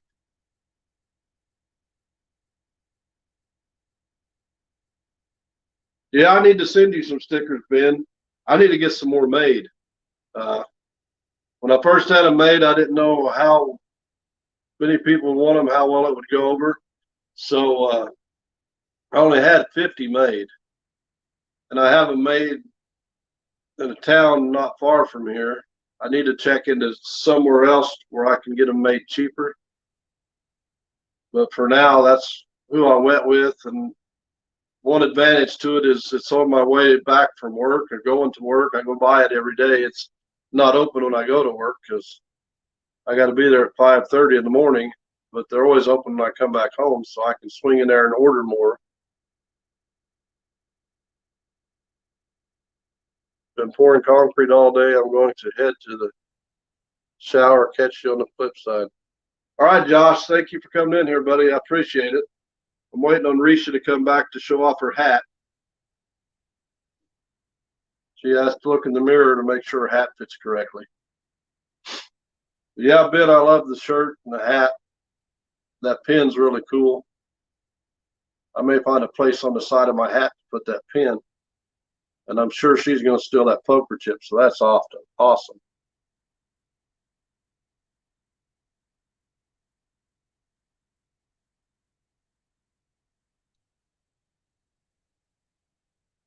You're doing a messy supper. It's barbecue. Barbecue sounds good. Last night, Risha made some stuffed bell peppers. In fact, I left the live for just a minute to eat one because I hadn't ate since like 11 o'clock yesterday. And I think we're going to have those for supper. So I'll get to have a little more time to enjoy it and not get it going down so fast.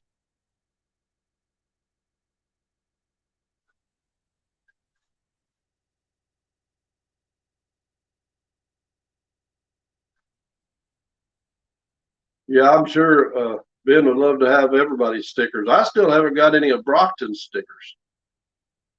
I thought he was my boy, but there's nothing wrong with leftover chili.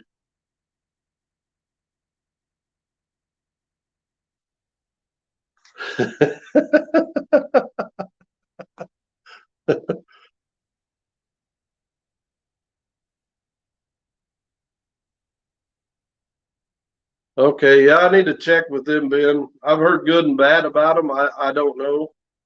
The only thing is, I guess I could send them a picture of my logo, and they could go from that. But yeah, there's nothing wrong with leftover chili.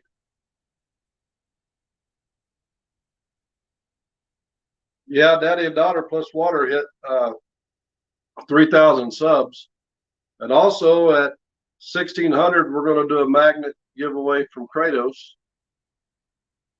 Congratulations, Jason, and thanks for stopping in for a bit, buddy. I appreciate it. But we're doing a Kratos giveaway at 1,600 subscribers, and last time I looked, I'm 25 away. So we're getting really close to that. I'm gonna have to get with Mr. Ben. I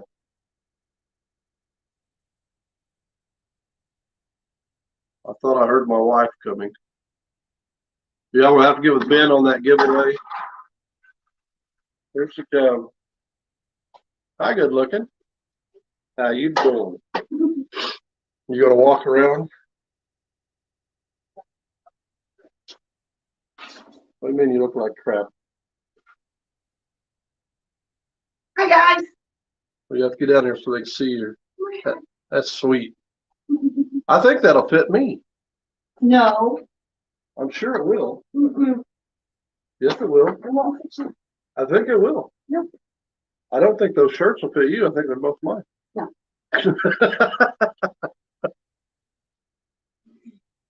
I'm heating up your bell peppers. It's crazy, Jeff, on the subs. You know, forever I couldn't get any. Tim says, beautiful Risha. But it seems like here lately, for some reason, my subs are going up pretty fast. I just need to get my watch hours to catch up.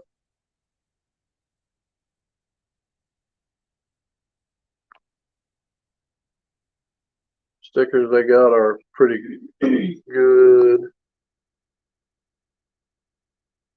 quality from what I have got from them.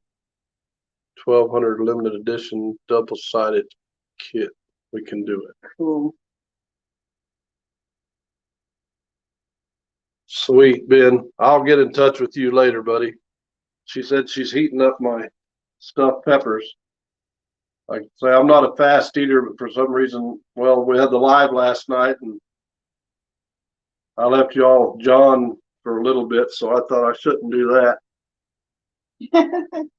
You had John and Risha and Brittany and Little Man, and I didn't know how much. I knew John would talk, but I didn't figure the other three would say anything. So I tried to get it ate pretty fast. Kathy's got to go. Her daughter's having a crochet crisis. Okay, Kathy, thank you for stopping in here. I appreciate it. Appreciate each and every one of you guys coming in here. I hope you enjoyed my little tour of the shop today. And also something we're thinking about doing is doing a live here on the place. I know I've mentioned it before, but there was a house that a guy burned up in around 1900, somewhere in that area. And we've done a little metal detecting there, and we found like part of an old trailer. And we found parts of a stove, looked like maybe parts of the foot off of a, hi Gordo, a foot off of like an old claw tub. So we know there's a lot more stuff there. And I thought maybe if I brought you all along, show you some of that, which there's lots of nails, but. Well, I can't give him a wrench. I'm on here. Barton said send me your address. I think it's something. All right, brother. Brockton, I'll send it to you later. Jason, I'd give you a wrench, but I don't know how to do it on the live.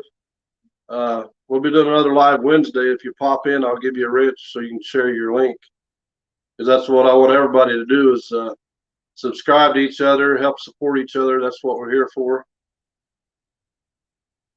Is to try to help each other out. We're all one big family, big community.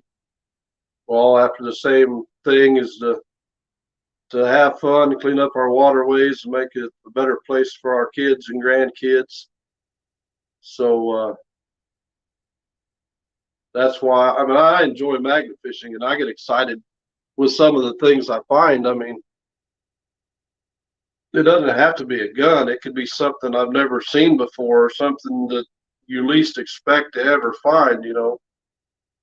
I know Jason still, he's up on me on guns, but I still got him on chainsaws. I mean, how often do you expect to throw in the water and pull out a chainsaw? That just, that's something you don't expect. The weed eater I found, I never expected to find a weed eater. or there's things in there that you just never expect to find. Oh, you're talking about food. Yes. But at least it'll be earlier than 9:30 or 10 o'clock tonight before I get to eat. But like I said, I hope you all enjoyed. Huh? Brockton said, let's auction off the alligator nut. It's not done, Brockton. Oh. I got to finish it. And I might want to keep it. This thing I've been working on, I found it. And it didn't have the head on it. And I thought, I wonder if I can make an alligator. Yeah, it's not done. I got more work to do on it. When I get it done, I'll show it to you, but I don't know that I will get rid of it. I might, but I'm knife poor. I told him that usually when I make something new, you ask me if I can make another one because you're keeping the one that I made. Yep.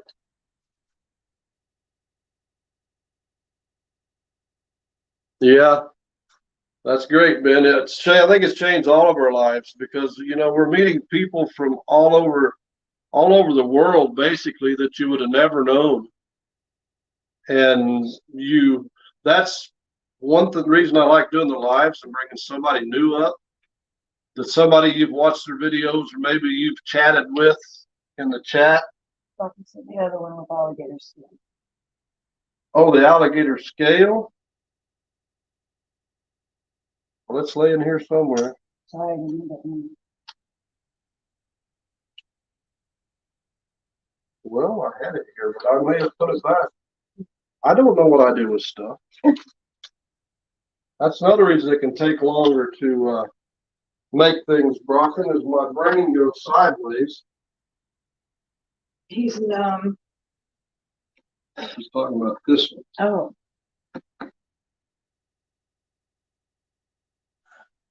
Brockton's talking about that one. Oh. Which I got to clean these all up. And I do try new things at times. I'll find one in here. It's not a great railroad strike knife. I think this is the one. Not a great one. It's got a long blade on it, but if I can get it up there, if you guys can kind of see that pattern in there, you see those little lines, which I don't know if it didn't work out great on this because it's not a real high carbon steel or what, but you can put patterns on knives by putting mustard on there. And that acid in that mustard, or whatever it is in that mustard, will darken that blade. So if I was skilled enough with the mustard to make certain designs in some of the blades, I could do that.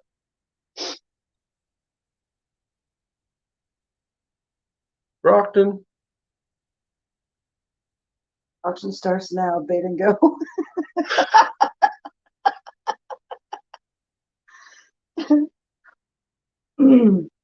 Did he sell the other one on this line? Brockton did. Wow. I was showing stuff off, and next thing I know, there's numbers coming up there. Yeah, it is, Jeff. I mean, as far as I know, and I may be wrong, but as far as I know, there was original. I can't even talk. Originally 4 YouTube magnet fishing channels in Missouri. And Great coupon. oh, I was trying to read what swamp we're at. I missed something. He wants 2 railroad spike tomahawks. That's something I haven't tried yet, Swampy. That's something I want to try. I've watched a video on how to do it. That's something I want to try. Now I forget what I was talking about. You got me spinning. You're on 2-minute subjects. I know. I get to going sideways. Anyway, yeah. As far as I know, there was 4 magnet fishing channels, YouTube channels in Missouri that I know of. And that was Outdoor Influencer, Hillbilly Magnet Fisher, us, and Mr. What was it, Mr. Wiggles or Mr. something, but he's not put any videos out in a long time. The last couple, 3 videos he put out was making plastic worms. And so there's only 3 that I know of. Now, Hillbilly and me were hour and a half apart, maybe, something like that. And Jeff, he's about 4.5 hours away, which doesn't sound like a long ways, but I'm old and I don't like driving that far.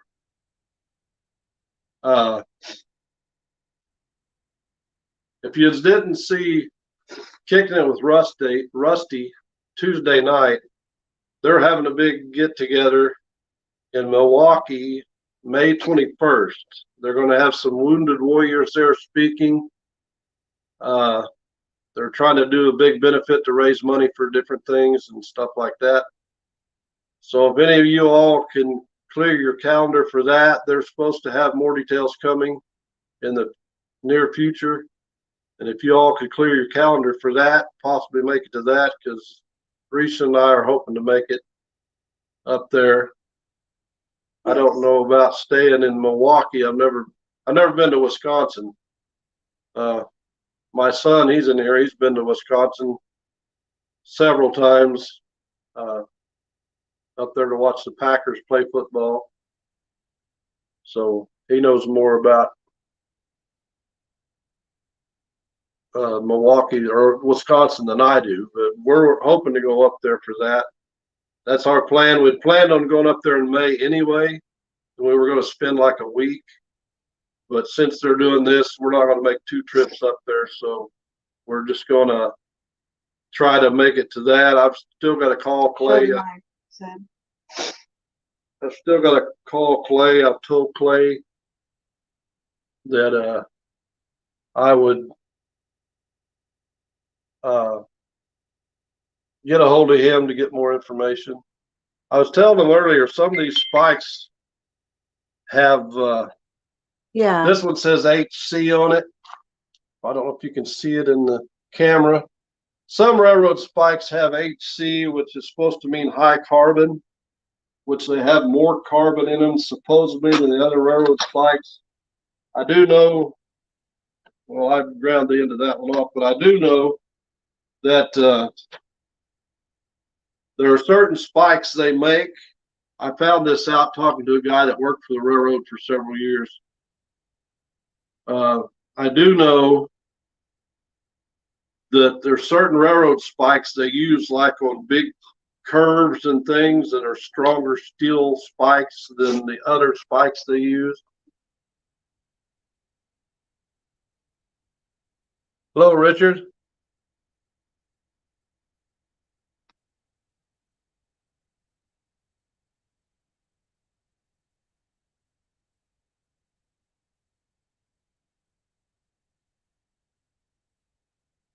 I can't read that word. What? This one. I can't pronounce it anyway. Mendenbelt. Well, no, I know that. That one. Al barbecue. Something like that. I'm not a good sure. reader speller. Sorry. But how are you guys doing, Richard? But I know there's different spikes. And then I was, a guy told me that around the concrete and places like that, they even have spikes just for that.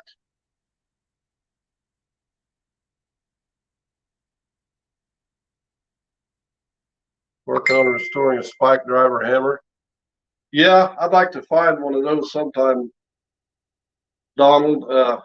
Years ago, I did work for the railroad for a while. There was a company come in and needed some temporary help, and I've swung one of those a few times, driving a few spikes.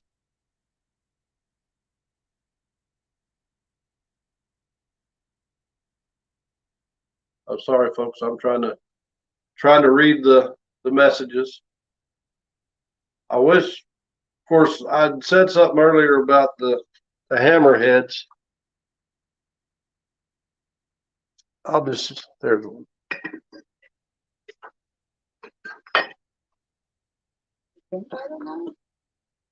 Yes, so. But I'll take this regular hammerhead, and I've learned through trial and error, because you know you learn as you go. But there are, like this hammerhead is smooth all the way around, so you know this is one solid piece of metal. Some hammerheads, this one's a dirty one that we found somewhere. I don't know if you'll be able to see it. I don't know if you can see this faint line across here where it's like it was the two pieces put together. If I try to forge this, it just starts splitting in parts. This one will not. This will be one solid piece. So I'll take this and I'll make a hatchet out of this. And this will end up being a hatchet. And I take the ears, and a lot of times I will flatten them a little bit, stretch them out a little bit, then I'll twist them. And I may curl them, I may leave them, just bring them out each way, just like horns coming out of the back. And every time I make one, and she puts it in the flea market, it's not in there. Usually 2 or 3 days and it's gone. So we will, for Ben, we will video making his knife.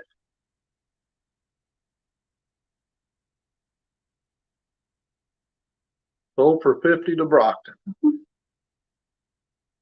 I will do a little more to that Brockton. It'll be shiny when I get done with it. Like I said, it's starting to rust a little bit. It's been out here for probably a year since she closed that one flea market booth.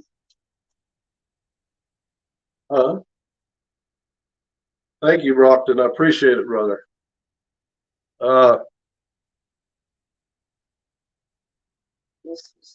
Yeah, we sell them. She sells them at flea markets. I haven't made any in a while. I have a few here that I've made before. Probably the best one I feel I ever made, which I didn't do nothing with the handle, it was just the blade, that I liked the best. There was a little boy that really admired it. So ATZ said I need to make you a website for your forge items to be on display. yeah, that would be good. When it warms up, you need to bring them babies over. Yeah. So Pawpaw can chase them on the farm.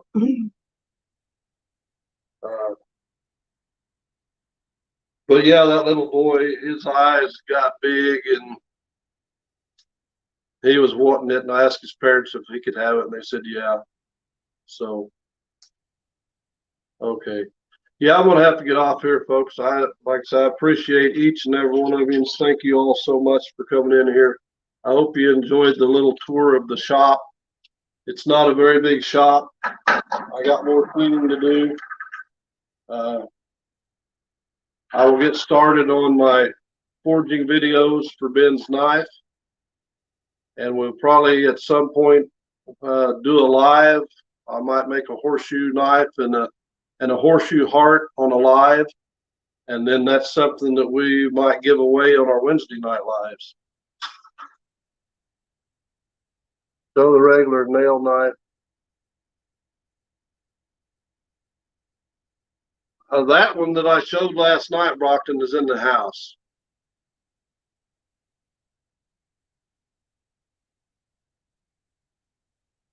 See you later, Jeff. Appreciate you, brother. Yeah, the ones I showed last night, they're all in the house, Brockton. But I can show you. Where did I see it? Real quick, right?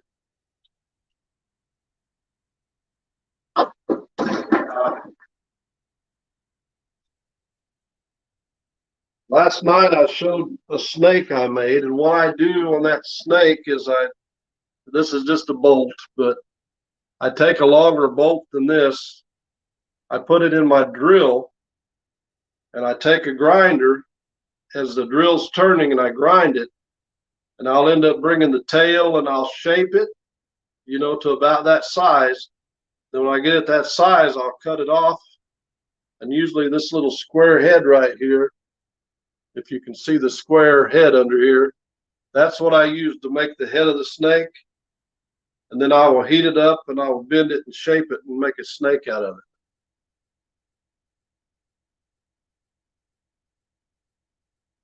Money sent. And when Artemis in stock, I'll send one.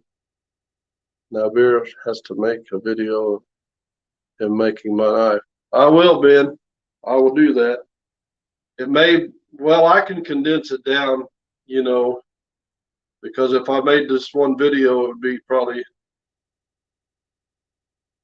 it could be 10, 12 hours. So I'll have to, and it could be longer than that because I'm going to make you a sweet knife. Because I appreciate all you do for all of us. But that's how I make my snakes. I need to make some more snakes. But we're going to try to start giving some more stuff away on our lives. Just to show our appreciation for everybody that tunes in and watches our silliness. Hey, Willie. But these, where I work, we use these bolts.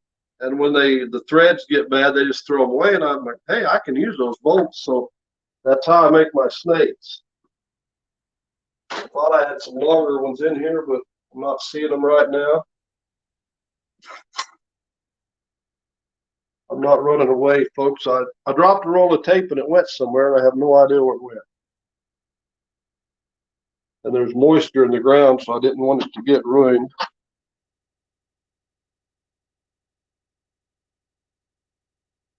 Guess it don't matter because I can't find it. Oh, I see it.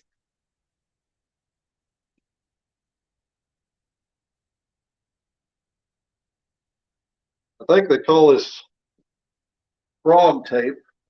And I usually will take this because it won't stick real bad to the knife. I got some that's blue that's not near as sticky as this, and I'll put it over the blade to help keep me from getting cut. And then if I sell one or something, I put it over to help keep somebody else from getting cut. But I'm going to go grab a bite to eat. I appreciate you all. Thank you all very much. If we do get a chance to get out this weekend and magnet fish, we might go live with some of that. It was in the 50s today. It's supposed to be up in the 50s tomorrow. And of course, Saturday, a high of 32. And I think a high in the 40s Sunday. So it's been nice all week. And as soon as the weekend gets here where you can do something, it's going to be cold. That's the way it usually works out for me anyway. But we appreciate you all, love all you guys. Thank you for all the support you've given us. And hopefully you enjoy the videos we put out. We try to put out some good content. Every time you go magnet fishing, any of you that's been magnet fishing knows you can't always find a gun. You can't always find something spectacular. But just some of the odd things that you find are really cool. The other day, Risha found that gas meter. You know, you wouldn't expect to find a little gas meter while you're out magnet fishing. Some of my strangest finds are some of my favorite finds, you know.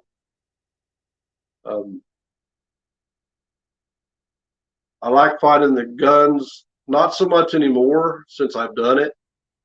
And I did find my horseshoe the other day. I finally got that off my bucket list. Now my next bucket lister is a bicycle. And I may never find a bicycle. There's lots of people that found tons of bicycles magnet fishing. That's the hardest thing for me to find is a bicycle for some reason.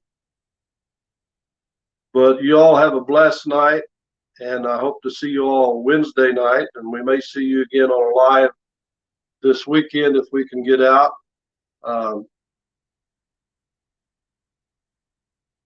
I don't know about, we might metal detect that place I was talking about. Of course, we'll be I know we'll be constantly finding things, but it may just be nails. But there should be some old coins around that place. And my dad, there's a place here where we live. There was a mill. This is one of the oldest towns in the country. I think it was founded in 1868 or something like that.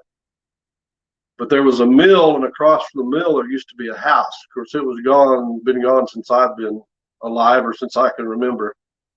And he said an actress lived there years ago, and she had all kinds of stuff. When he was in school, they would borrow some of her dresses and costumes and stuff for plays at his school. And he's trying to get me permission on that property to metal detect that. So there could be no telling what at that house, because it was built back in the 1800s. If we can get permission to get on it. And we're also trying to get permission to get on the old mill place, where they call it the Red Mill. And I guess it had burnt down, 100 years ago, and they rebuilt it. But it, as long as I can remember, it's never been there.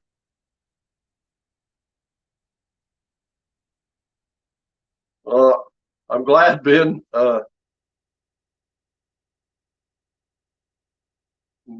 There's one place we really want to go magnet fishing with.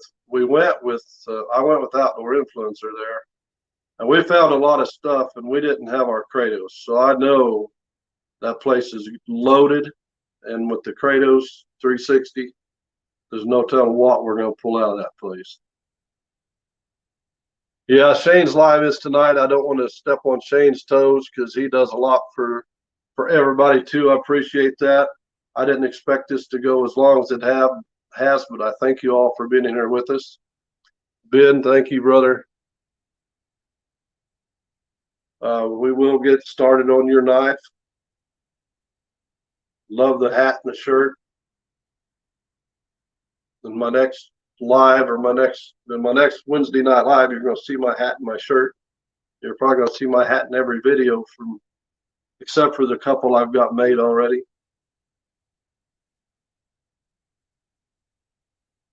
$9 p.m. Eastern Standard Time. Oh, for Shane, yeah, but I think he might be 8 o'clock for me. I think he's 8 o'clock for me, and it's getting up here. It's about 6:45. So, thank you all. Appreciations. God bless you. Have a great evening and a great weekend. Hope to see you all Wednesday night. Till next time, beard out.